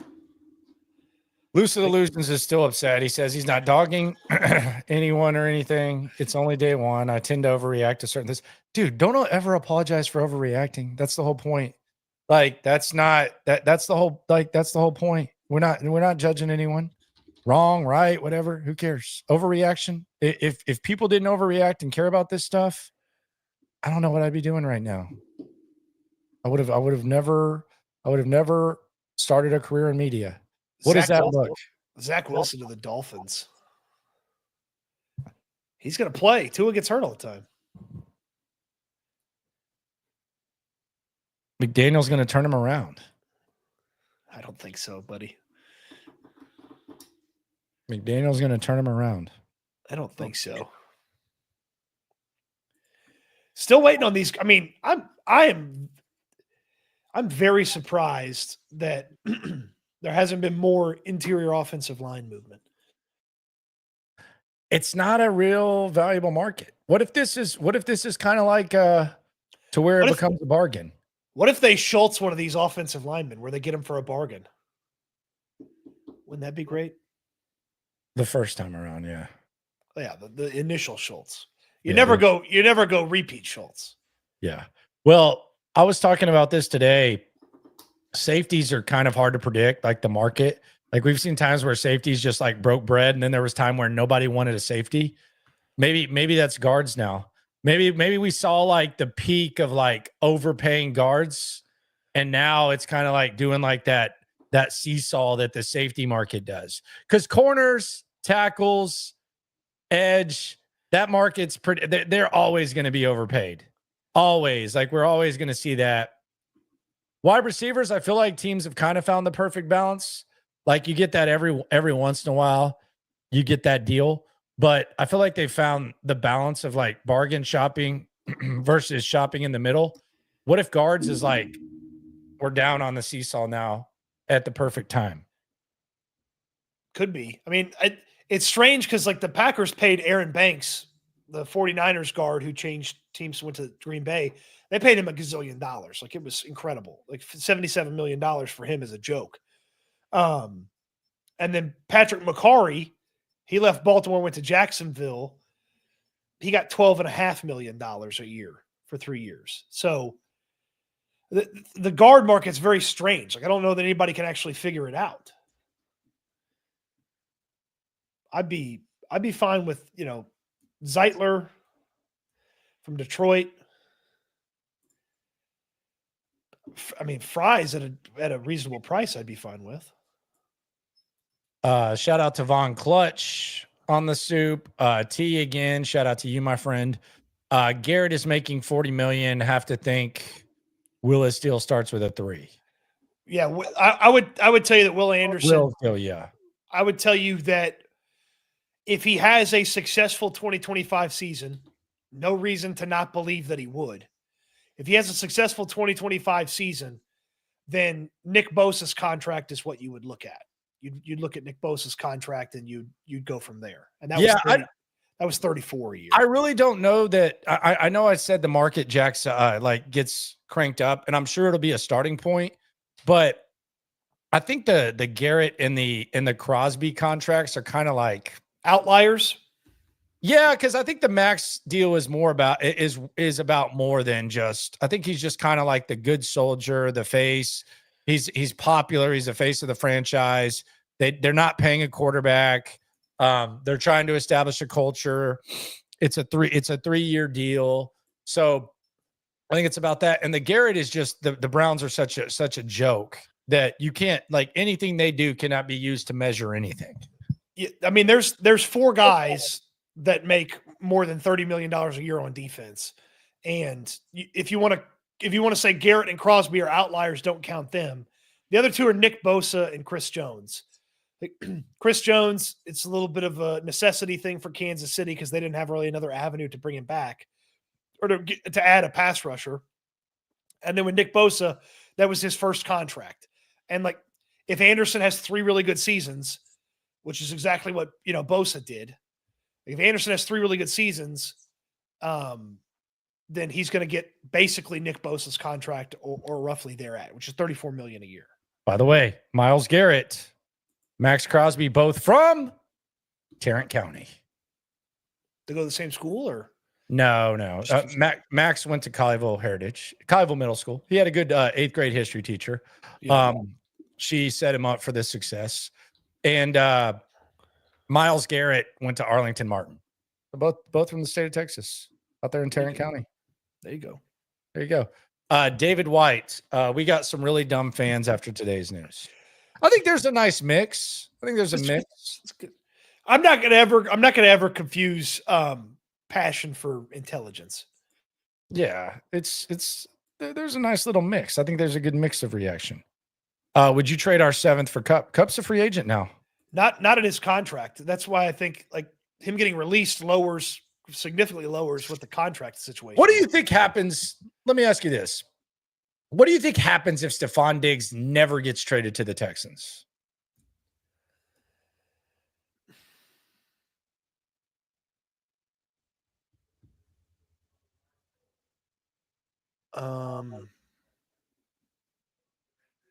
They might have traded for because the Seahawks were going for it last year. I was gonna say they might have traded for DK last year. No, what happens to Diggs? Oh, what happens to Stefon Diggs? Oh, I guess the Bills would have just ate the contract and released him. Yeah, which is what we're seeing with all these guys, and how much they're getting traded for. Like in similar-ish situations, although Diggs there were no durability concerns, but I don't want to make this like a Stefon Diggs trade thing. Oh, you're saying they could have just signed him in free agency? I don't know. Like, who were they competing against? Well, it's worth noting Caserio talked about that in a very weird way when he talked about the Diggs trade. The way he kind of talked about it was not something that they expected would come available, and then when it became available, they moved quickly. I'm paraphrasing a little bit. Okay. Maybe they never. I mean, did they move back with the intention of making that pick? I mean, are you using that pick for Diggs? Because if that's the case, then maybe they never move back if Diggs is never available and they draft Brian Thomas Jr. Would you like Brian Thomas Jr. and Nico Collins together? I mean, yeah, you would have one of the best young duos in the league. All right, a center just went off the board. Not that I think many of us were thinking the Texans were going to get a center, but Ryan Kelly to the Vikings. What did he get? $18 million over 2 years. Oh, damn, that's good for him. That's very good for him. Could be good for them. God, how many quarterbacks have had their hands under his balls in the last 6 years? Like, for someone who you originally thought was like, let's see. Anthony Richardson, Gardner Minshew, Jacoby Brissett, Phillip Rivers. There's got to be like a name or two I'm forgetting. I mean, think about this. This guy was drafted in 2016. Like, he's just thinking, man, I'm going to ride into the sunset with Andrew Luck. And this is going to be awesome. This is going to be my quarterback. And then Andrew Luck goes through the ups and downs. You kind of start to see the ups. In 2018, you win a playoff game, and then bye-bye. And ever since then, it's just been an array of quarterbacks for this guy. This guy has been through a lot of quarterbacks. Wentz, Flacco, Ryan, Brissett, so Minshew. Let's see. Richardson, Minshew, Brissett, Flacco, Matt Ryan, Phillip Rivers, Carson Wentz, Sam Ehlinger. 8 different guys. Jeez. And he thought he was going to have luck his whole life. Terrible. I totally forgot Matt Ryan spent a season with Indianapolis. Matty Ice, he was supposed to be the one. Turns out not going to happen. So I think we're getting kind of in like the lull of free agency. I think we'll probably get a move at like probably 7. It's this. I mean, like we're like an hour away from a year ago is when they signed Aziz. It's like they signed Aziz at night. You remember their first signing last year? It was a cruel joke. Lonnie Johnson. A lot of frustration there. Lonnie Johnson. Their first signing this year was Braxton Berrios. If you count him as officially free agency starting, obviously they signed Sheldon Rankins this morning. Yeah, they signed Sheldon Rankins, but they could have. That was the worst kept secret.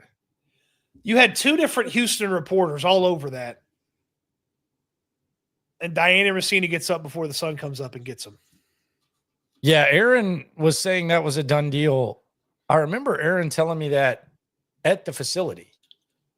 So I don't even know what event we would have been at, but Aaron told me at the facility. I remember you were right there. Was it Kaylee's presser?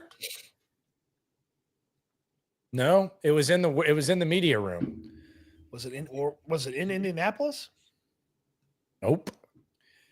I don't think you crossed paths with Aaron at Indy, did you? Yeah, I did. I don't think you crossed paths with Aaron. I saw him for sure. He was right there.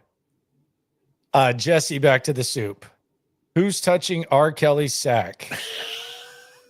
What has this day turned into? Ryan Kelly. He can't go by R. Kelly, can he? No, he can't. He can. I mean, he can if he wants to.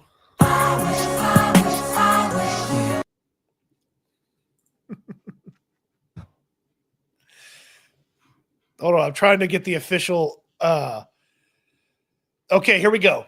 I got the official R. Kelly list here for you. Anthony Richardson, Joe Flacco, Gardner Minshew, Matt Ryan, Sam Ehlinger, Nick Foles, Carson Wentz, Phillip Rivers, Jacoby Brissett, Brian Hoyer, Andrew Luck, and Scott Tolzien. My God. I just I just hope CJ is actually as good as we hope he is, because if I was ever in quarterback purgatory that long, I don't know what I would do. No, it's QB hell. I mean, the Like- Seahawks are in it. The Raiders are. I know the Seahawks probably think they got out of it, but yeah, the Seahawks are in it. The Raiders are in it. It's a lot. Yeah. I mean, It's not a fun spot to be in. what they went through was worse than it was worse than Fitzpatrick, Hoyer, Mallet,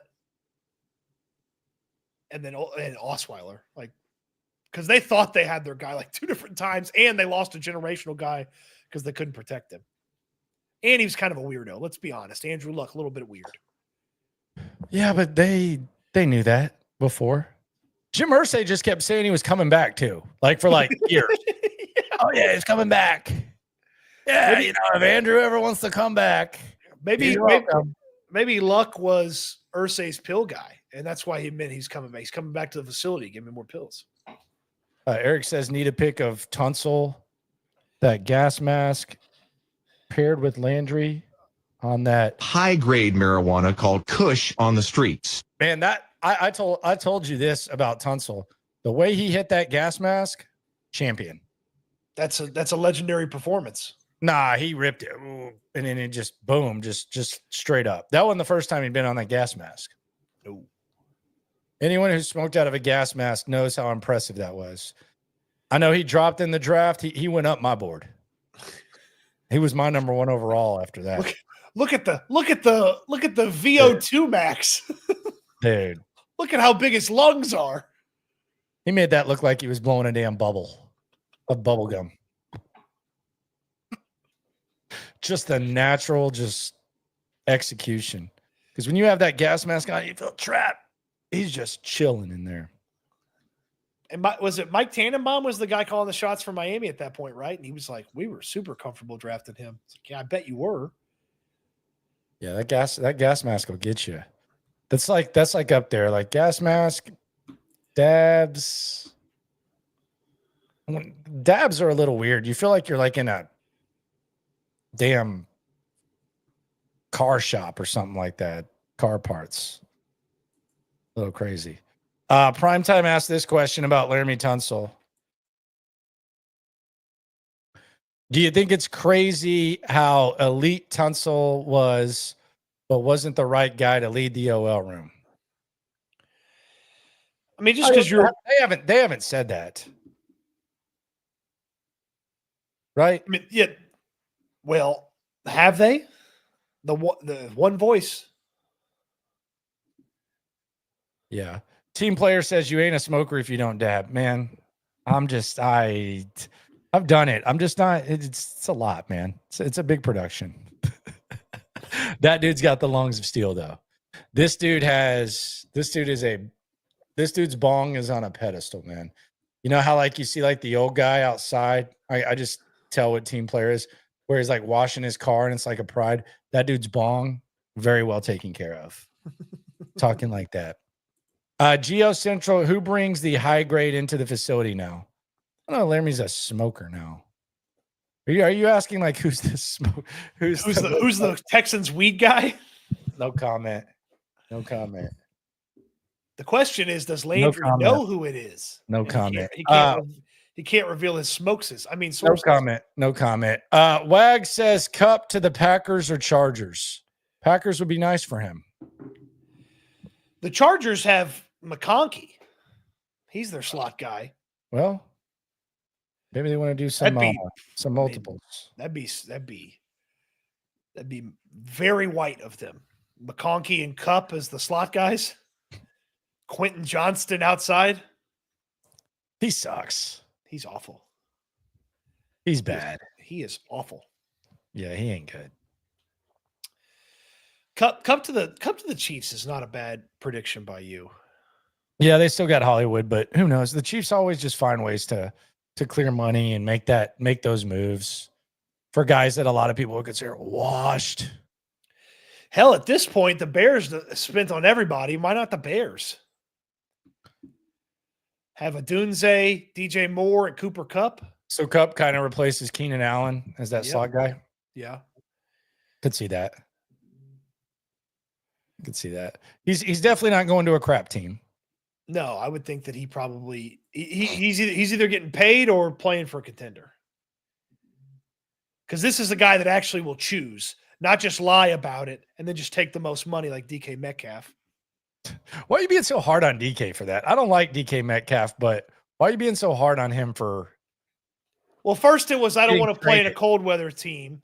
Then it was I don't want to play with an unstable quarterback position. Then it was I want to play for a contender. And it's like, actually, just say it's okay. It's okay to say you just want the money, like because you didn't go to a stable quarterback situation. The Steelers don't have a quarterback. You didn't go to a warm weather city. Pittsburgh's historically cold. I would argue that they're further away from being a contender than some of the other teams you could have gone to.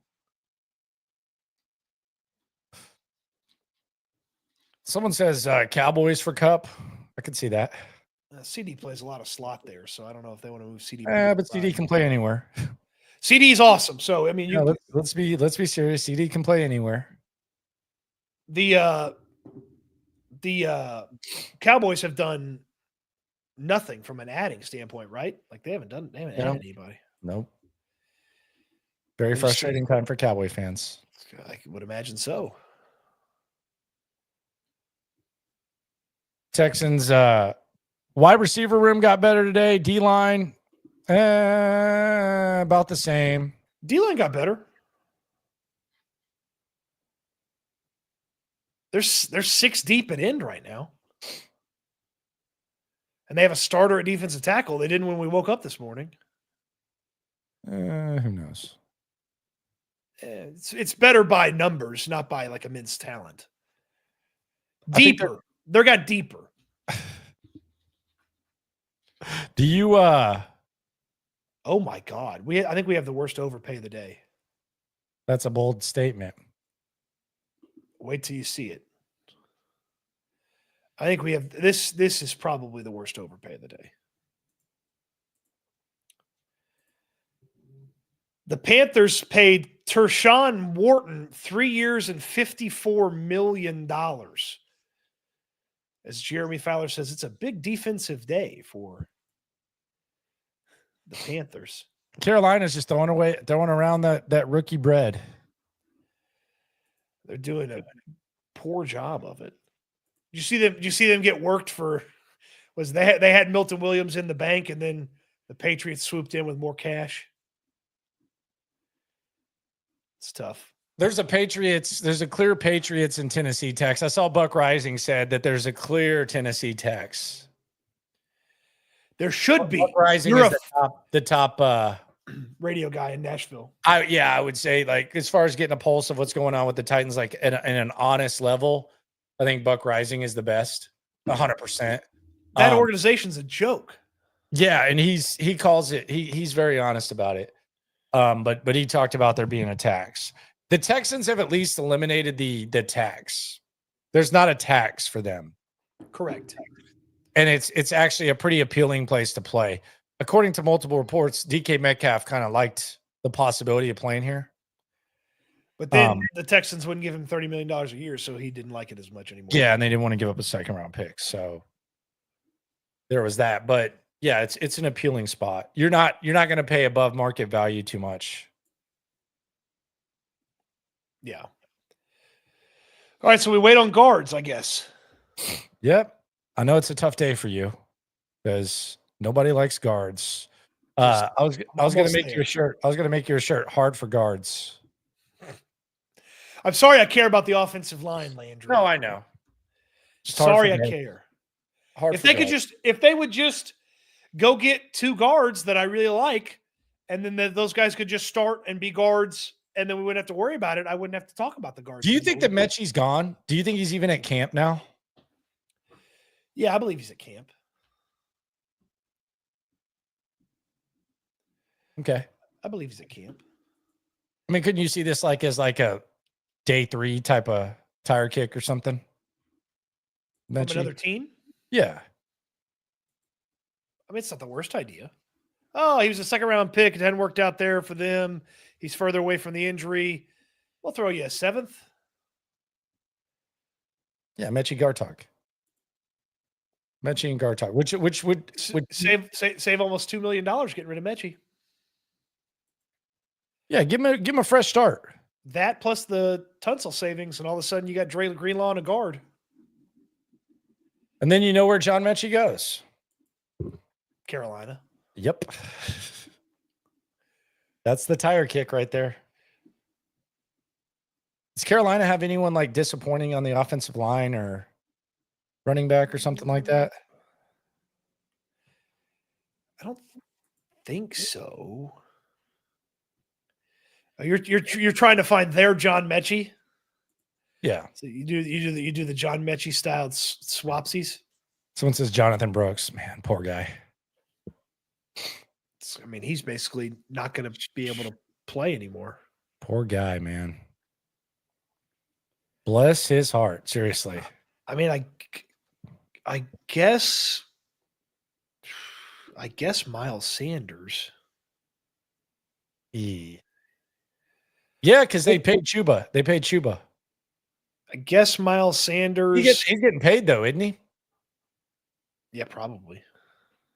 I got to make sure some of these guys. So the depth chart I'm looking at doesn't have them. I got to make sure some of these guys aren't free agents. So they have this weird thing going on with one of their guards. Like they did like a weird. I saw a Texans cap talk about this. They did like a weird tender offer thing with him. His name's Cade Mays, his former Tennessee guard. Maybe Cade Mays.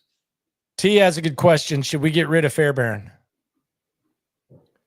Well, it costs you $2 million to do that on the cap. Like not just like costs you money. It costs you $2 million in cap space. So it's really a non-starter. Yes, I know. It's really not a conversation I'm interested in having.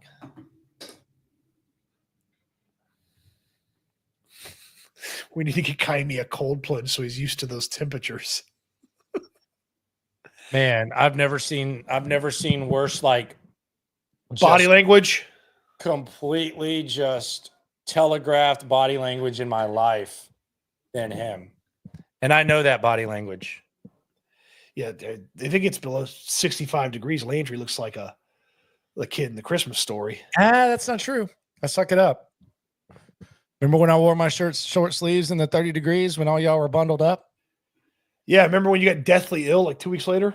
That didn't happen. Call me Thurman Thomas. Call me Thurman Thomas. Oh, thank God. Darius Slayton's re-signing with the Giants. What did he get? He got way more money than he's worth. What did he get? 3 years and $36 million for Darius Slayton. That's a no for me, dog. Hey, I'll be right back. Hold on just a sec. Okay. Hold it down. I'll hold it down. So Darius Slayton finally off the board. Ugh, no thank you. No thank you on that. Robert has an offensive line question. Would you rather Titus at left tackle, Fisher at right tackle, grab the insides for somewhere else, or Fisher at left tackle, Titus at left guard, fill in the rest? I'd rather Titus and Fisher play tackle. Whichever way. You want Titus at left tackle? You want Fisher at left tackle? You want Titus at right tackle? You want Fisher at right tackle? I don't care. They probably have an idea of which one fits best at which spot, but I would prefer them to be the tackle options. Now, what Robert's proposing is perhaps maybe an Austin Deculus situation, but I'm not in favor of that either. So I would tell you those guys at the tackle spot. That's what I would shoot for. I can't believe Darius Slayton got $12 million a year. He's awful. He's never had a 1,000-yard receiving season, and he's never gotten particularly close either. What a terrible, terrible contract. Send Kaimi to Alaska. I don't think he's ever had an 800-yard receiving season. Yeah, he's never had a 1,000-yard receiving season. He's never gotten particularly close, is I think of the way I wrote it on Houston Football this morning. Yeah, I don't think he's had an 800 or he's had one maybe. His average season, because I did the average thing yesterday just to kind of look at it. So yes, his high number is 770 in 2023. Patrick's been riding along for 7 hours. Shout out to Patrick, man. We appreciate you. He was with the king of the offseason, Stoots, and SNL. 5 with Stoots and 2 here. And Cody didn't get his break because of the damn Laremy Tunsil trade. They should have done that in the morning. It would have saved you a lot of like big O's. I mean, what else do I have to do? Talk football with everybody. I mean, oh God. By the way, you're a liar. You're a liar, by the way, for this morning. Are you talking about I love getting mail. Ask anybody that knows brother. me. I love getting mail. Brother. I love getting mail. Come on, brother. I still send mail. I still send handwritten thank you cards. I respect the hardworking postal workers of this country. Oh my God. I do too, but you don't love getting mail. I love getting mail. I'm not talking about like packages from Amazon. A lie.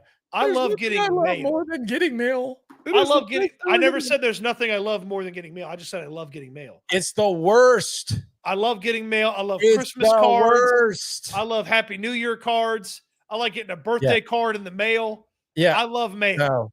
No. Mail was fun when you were young. When you get old, mail is always, it's never good news. Christmas season, you get some Christmas cards. But other than that, it's going to be a bill. It's going to be fraud with someone trying to scam you. It's going to, like, mail is not get good. Your bills in the mail, Grandpa? What are you doing? I mean, sometimes they send the bills. I care about the trees, so I've gone paper free on my billing. No, but mail when you get older is bad. We know what Landry thinks of the environment. F them. Well, they don't really recycle. They just take it and throw it in the trash section. Jury duty in the mail. Well, if they don't send it certified return receipt, they can't prove I got it. I would know this too. And oh, by the way, with all the scams, I don't believe anybody. Like with how in-depth these scams are, I don't believe anything that I get. Oh no. Like Cody cares about trees. I care about the mail. I like getting mail. Okay. Real mail, not like Amazon deliveries. Amazon deliveries are now that's awesome. That's not mail, that's a package.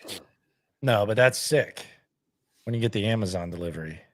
It's the 2-day turnaround on stuff is just incredible. I don't know how we ever waited more than 2 days for stuff. And they work on Sunday. I'm glad the mail people get the delivery on they get the day off on Sunday, but I don't know. That's one of the best trash talking lines of all time, though. You remember when the Jazz played the Bulls in the NBA Finals, and it was a Sunday, and Scottie Pippen was like, "I knew we were going to win because the mailman don't deliver on Sunday." That is incredible. That is an all-timer right there. Dominic from Jersey said his wife's mad at him because of his rant. What?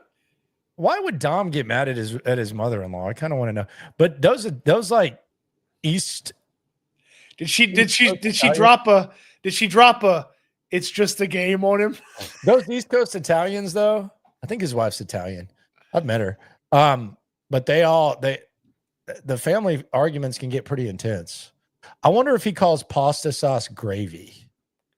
Great question. Sauce or gravy? The gravy. Great question. I don't think he needs to burn the Tunsil jersey. I don't think so either. I feel like that'd be bad mojo. No, I think it's a cool thing to have because you're one of the few dick pieces that bought a Tunsil jersey. So, like, let's be serious. Who buys an offensive lineman's jersey?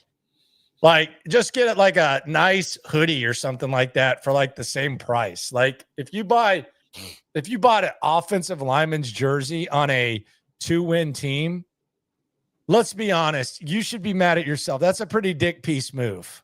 Well, so here's the thing that Don from New Jersey doesn't want everybody to know.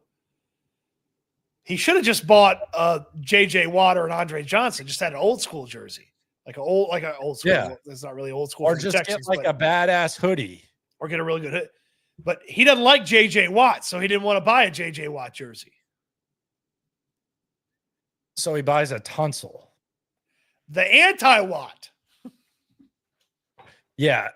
The anti-Watt, the anti-Swarm, the anti-Iron Sharpen Iron. So we'll see how it is. But Also, yeah, somebody asked for the trade comp one more time. This is what the Texans traded. This is what they got. 2025 third, 2025 seventh, 2026 second, and 2026 fourth. so that should put the Texans draft picks back up to 7. It was 6 before the Kirk trade, 5 this year in 2025. They now have 7 picks. 3 on day 2, 1 on day 1, and then 3 on day 3. If my math is correct. Yeah, so they're currently slated to still pick 6. 25, 58, 79, 89, 167, and 243. Okay, so 6, not 7? Yeah, they have 6 picks. Okay. Yeah, So because they sent out the one for Kirk. yeah, so my math wasn't right. And then they sent out one with Tunsil. So they sent out 2 and got 2 back. Yep. But they got plenty next year. Boy, if the commies took a step back, that'd be nice. They're not going to, but it'd be nice. Marky Mark, Swarm in the Soup. Swarm. We make the new mailmen work and deliver Amazon packages on Sundays. Oh, so that's the hazing. The hazing for the new mail carriers. Just the whole like organization of the mail. Lucid Illusions. Call Cody an idiot, please. Okay. What's one player that y'all want the Texans to get? Can be offense, defense, don't matter. By the way, I need like 4 to 5 SNL shirts when they start selling. We got you. We got you. Dude, you're the man. We got you. Once we start getting them going, we'll get the SNL going. One player. Are you in on Greenlaw? How do you feel about this Greenlaw stuff? I mean, for the right price, I'd be in. I just don't know what the price is. He's the top linebacker on the market. He's nasty. Yeah, he also played 2 games mean last year or whatever it was. Yeah, I know, but that's why he's available and cheap. Sometimes, like you hear about these damaged goods, they're free agents because they're damaged goods. Let me tell you, available and cheap hadn't always been the right move for me. No, I get that, but that's what free agency is. There's something wrong with the player. Because if there's not, then they don't hit free agency. They get traded, they get re-signed, they get franchise tagged. Dre Greenlaw is nasty as shit. He is a mean ass dude.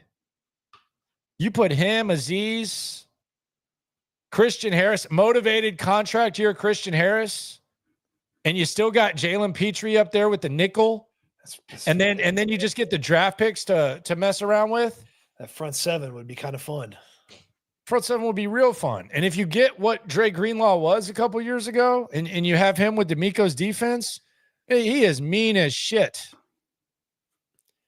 So Greenlaw's your guy? I would be very intrigued if they got Greenlaw and they brought him into this situation. I don't know what the market's going to be though. And I don't know how much they're willing to throw around, but I just think that is a mean SOB. My one guy is Kevin Zeitler, right guard from the Lions. It's boring, but he was really good last year. He's a proven commodity at the guard spot, unlike some of these other guys. And yeah, it's probably just a 1-year solution, but you got extra draft picks now. You can draft a guard on day 2 and have him learn behind the big fella.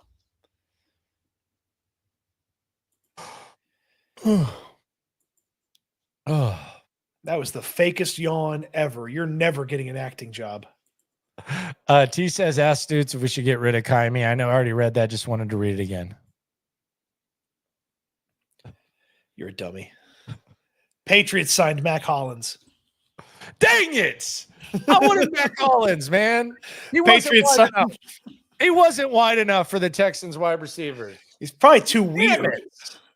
Look at this guy. There's snow on the ground. He rolls up in shoeless.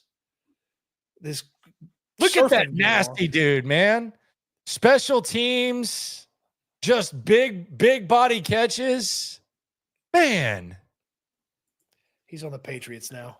God, Matt Collins would have been nice. Vrabel's gonna love having him.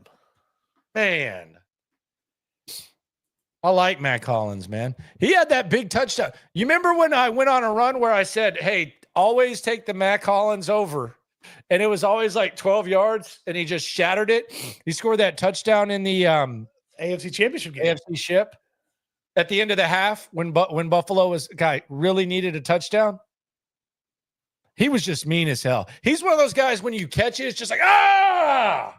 It's almost like when you, like some of those guys, like, you know how like the impact of like in high school, like when you see like an alley-oop dunk, or in college, like there's just an alley-oop dunk and it's more than 2 points because it's just like the energy of it and everything like that. Yeah. Like a Brian Cushing hit where he just gets up, or like a JJ Watt bat down. It's just one play, but there's like Matt Collins is just one of those guys that catches and then he just wants to.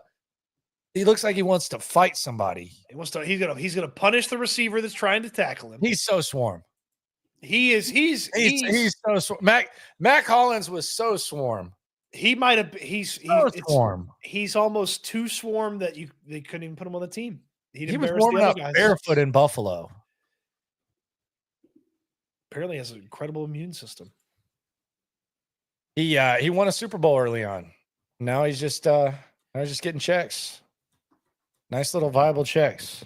Good job for him. Good for him. Shout out to him. Does Tunsil's 2025 total salary cap money go with him? Carlos asks. So the Texans create almost $14 million in cap savings with the trade of Tunsil.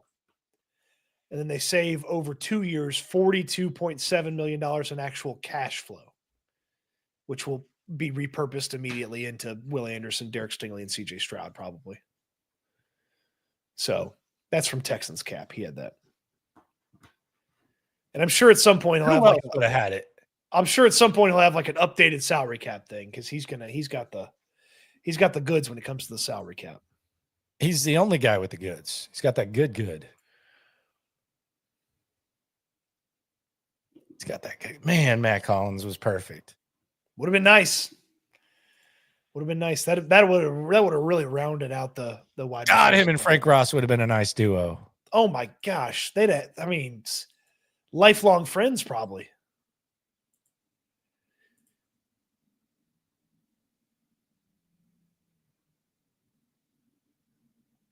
It's a defensive tackle that nobody's ever heard of. Just got $8 million a year. Hey, don't sleep on the D tackle no one's heard of. I had to freshen the Google when Tim Settle got signed last year. That's a good point. That is a good point. Settle for settle was the most common joke going. I was guilty of using it. That is a very good point. Did Eric Armstead get released yet? Oh, are they going to release him? Did he win the Walter Payton Man of the Year award? He did. And then remember when he had to issue an apology? For what? You didn't remember this? For winning the Walter Payton Man of the Year award? No, dude. So he was doing media, and he had to issue an apology for supporting Aziz Al-Shire. Oh, because he was teammates with him. Yeah, and at his press conference, he literally had to start it off by saying, and I just want to address, that's how bad Jags fans were going at him. I just want to say, me and Trevor are good buddies. I just love Aziz. I know what a good guy he is, blah, blah, blah. And then the follow-up was like, well, what were you thinking when you did that, blah, blah, blah. And he was like, it's just nothing, blah, blah. And then it was like, and I saw that you might be the Walter Payton Man of the Year. So it's like he has to apologize for supporting someone on social media. And then the follow-up is that he was the Walter Payton Man of the Year. But yeah, Armstead got crapped on in Jacksonville for supporting Aziz. Said he was like one of his best friends. Did not protect the quarterback publicly. So do you have anyone else on your wish list? I like Greenlaw. I can go with the offensive lineman. I'm not really like an offensive line expert. Demarcus Robinson. Yeah, that's going to be cheap. I mean, it's not expensive. None of these wide receivers are tying them down. Like they're adding wide receivers. None of these wide receivers are tying them down. Could I interest you in a could I interest you in an Andre Cisco? I like Cisco. Maybe a little expensive. I like Cisco. Maybe a little expensive. Liked him better when he was with Drew Hill. Just kidding. You don't get it. Is that a Cisco the rapper reference? Yeah, he was more of an R&B guy, but yeah. Okay, the performer. Drew Hill before, yeah. Cisco dominated a whole summer at TRL. Yeah, the thong song. A whole summer. Yep. Maybe there's got to be a defensive tackle I like. Maybe not. No, with D tackle, it's almost like I just don't worry about it.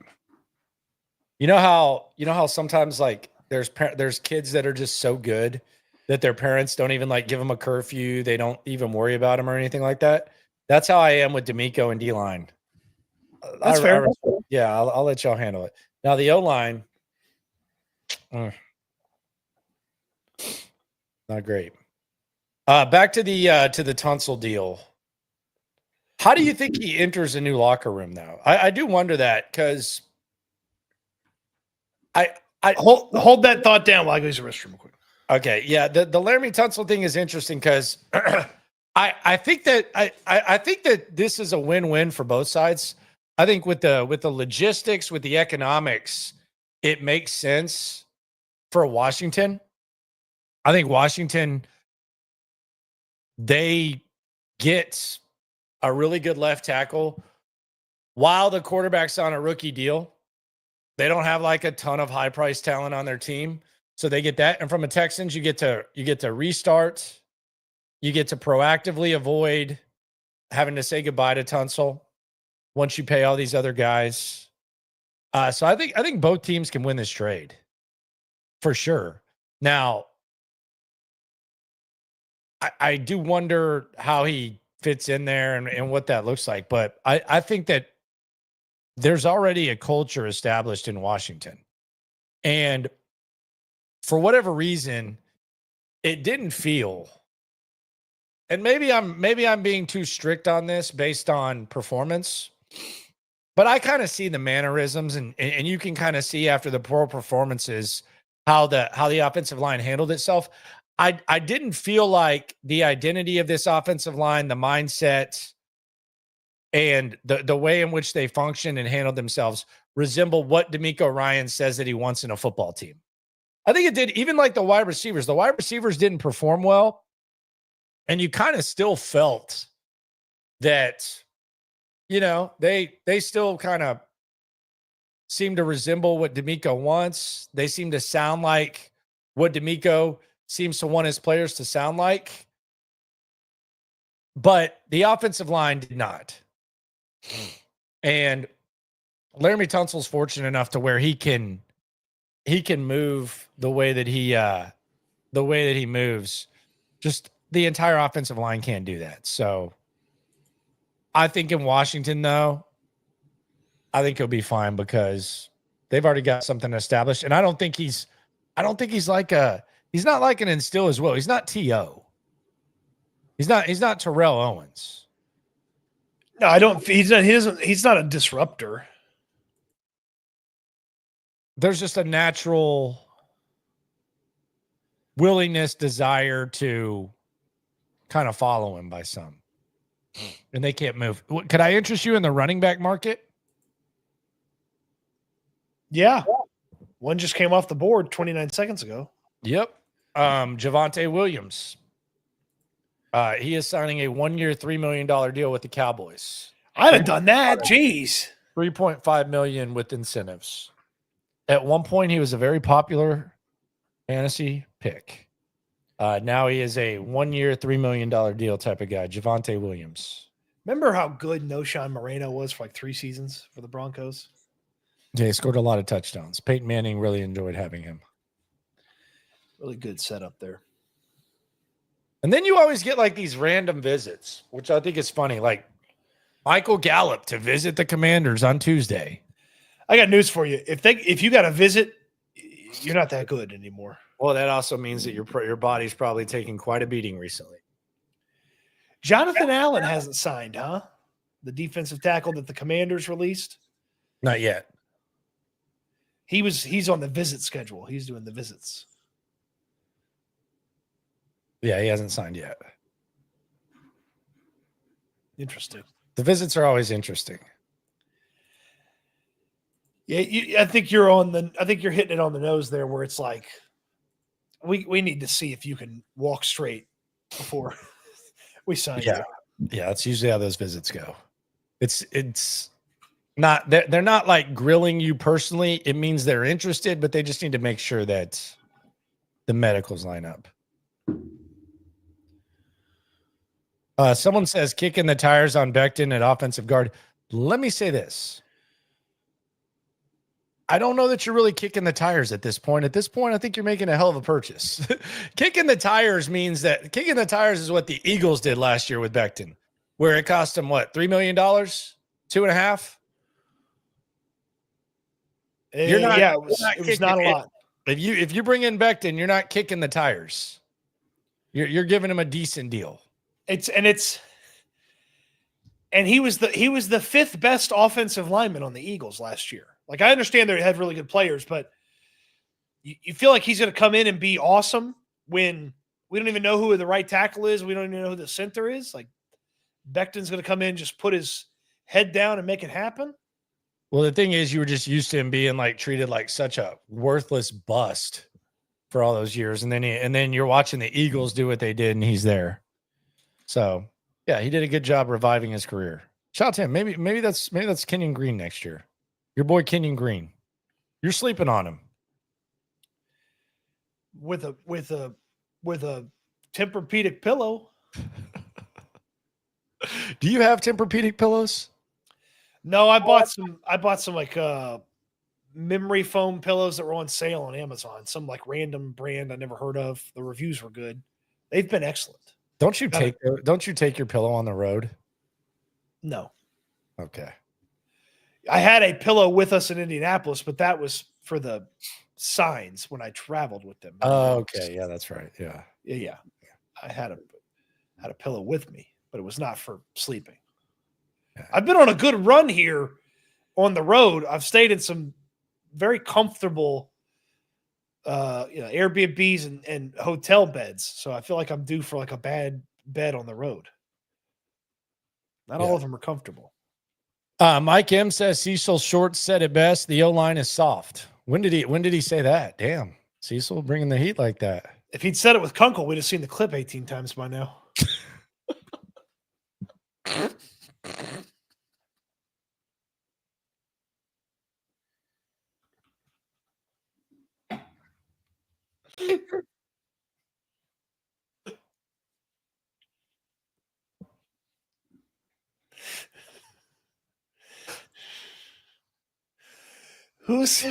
What player comes to mind when I show you this old retro logo? Oh, someone said he did say it on Kunkel. Oh, wow. You must have just scrolled past those videos. Kunkel gets shelf life out of it. He used a clip from us today. Yeah, Kunkel gets the shelf life. Shout out to Kunk. Shout out to Big K, one of our good friends. So take this for what it's worth, because I don't know if this guy's but another Chargers guy quote tweeted him. Najee Harris to the Chargers? Not too bad. Najee Harris? Yeah, you could do worse. Not too bad. All right, let's get this Cecil right here. It's only good. We got to give Kicking with Kunkel a plug after you made fun of it. Here I go. I didn't do anything. Here we go. All right. Here's Cecil. Hear what he's got to say. In the offseason, you got to truly look at that offense and be like, hey, are you helping or hurting us? What is your attitude like towards the team? Like, what is your attitude like toward? Do you care about winning? Do you care about running the football and being physical? What is our attitude towards this? But you got to sit down and have some real, honest conversations. Who on this offensive line is worth keeping right now? Who is worth getting rid of? If they are not buying into how we want to run the ball, how we want to run the football, and you're not going to be physical and nasty and just be that dog we need, then we need to move on from you. Joe Mixon has the attitude that the offensive line should have.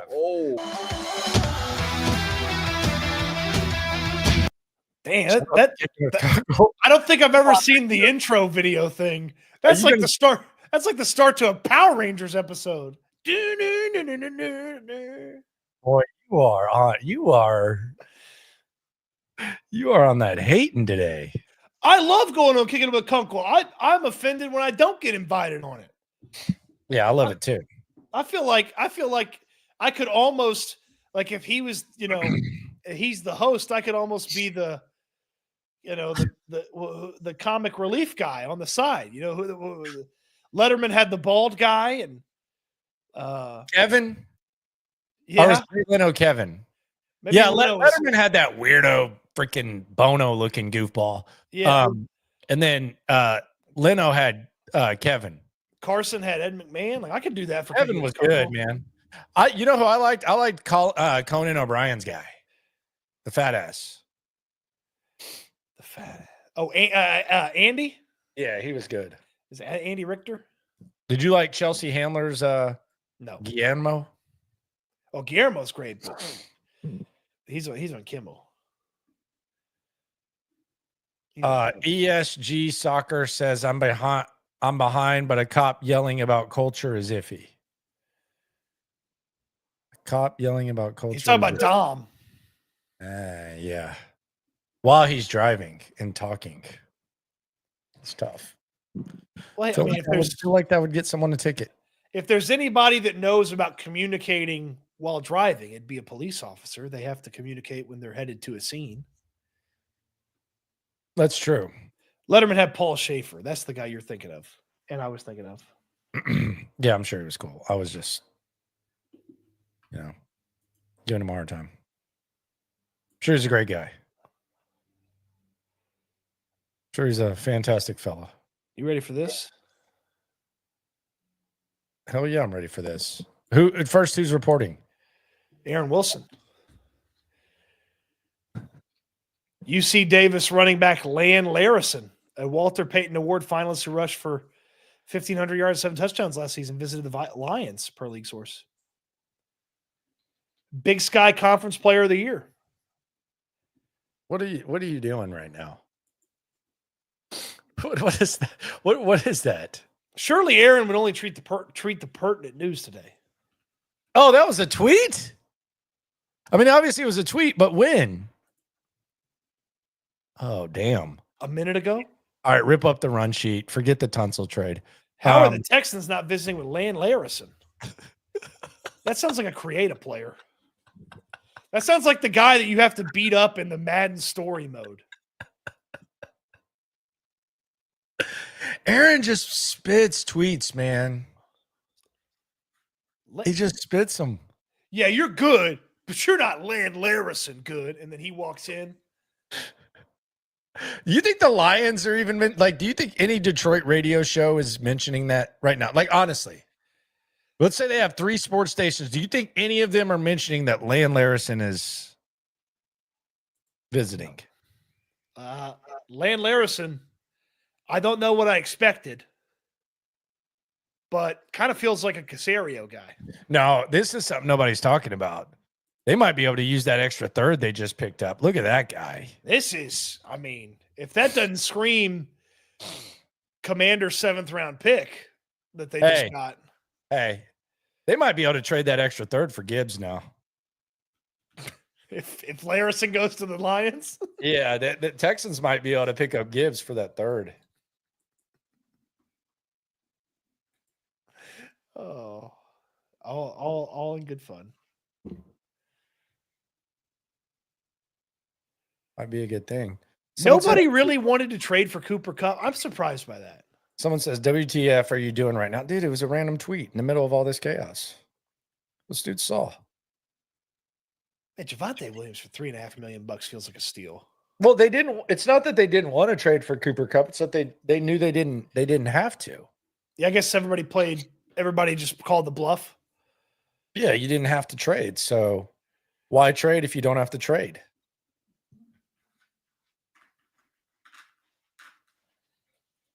So Dallas folks just happy to talk about some free agency moves. Little Javonte, yeah. So there you go. I think you need some rest, Cody. Been streaming for Do I? you stream for about 7.5 hours. I stream for 2 and then this, so I'm about 4.5. Who else is putting in work like this? Nobody. Yeah, so Nobody streams more than we do. So I'm sure we'll be up. I'm gonna do the night stream tonight at 10:30. We'll be focusing on Tunsil and everything else that goes down. Stoots will be doing his thing. And we'll keep an eye on stuff. If news breaks, probably go live again. But I'm assuming that get a little break and then we'll be right back at it. Give me a little burger bowl bite. Got that about 3 hours ago. Hit that thing in the microwave. It's got lettuce, man. I don't know. It's kind of an awkward. Oh yeah. Can Yeah, you pick the meat out and microwave it and then put it back on the lettuce? Awkward situation I'm dealing with. I'm hoping it didn't get put in the fridge and just got kind of left out. But kind of a tweener. Burger Bowl's tough, That's really good right away. And then when it goes down, it's not pizza. It's not like pizza. No, or bacon. I love a good cold slice of bacon out of the fridge. All right, so Laremy Tunsil gone. I'm good with it. The Texans, they had 2 white receivers. I think that's only been done. I would guess probably like under 10 times in the last 10 years on free agency, and they add some pieces on the D line. Still plenty of stuff to look at right now. The main thing that we're looking at is the guards. Where the hell the guards at? Could someone like a Dre Greenlaw, could the price lower to where he gets reunited with D'Amico Ryans? I know that's been thrown out there. And we got a lot to really look at. This is just day one. It's one of the best days of the year. Cody's the king of the offseason. And we appreciate y'all for rolling through. MHW Nation on the soup says, should they move Kenyon Green to tackle next year? He received All-American honors playing tackle at A&M. They should move Kenyon Green to a different zip code for a draft pick. There you go. Appreciate y'all for coming through. Subscribe, like, right along. Always remember when it comes to this Texan stuff, we're all in it together. Yeah, thank you everybody for a fantastic day. Eat good, sleep good, be good. We'll talk Texans again soon. Thanks for watching.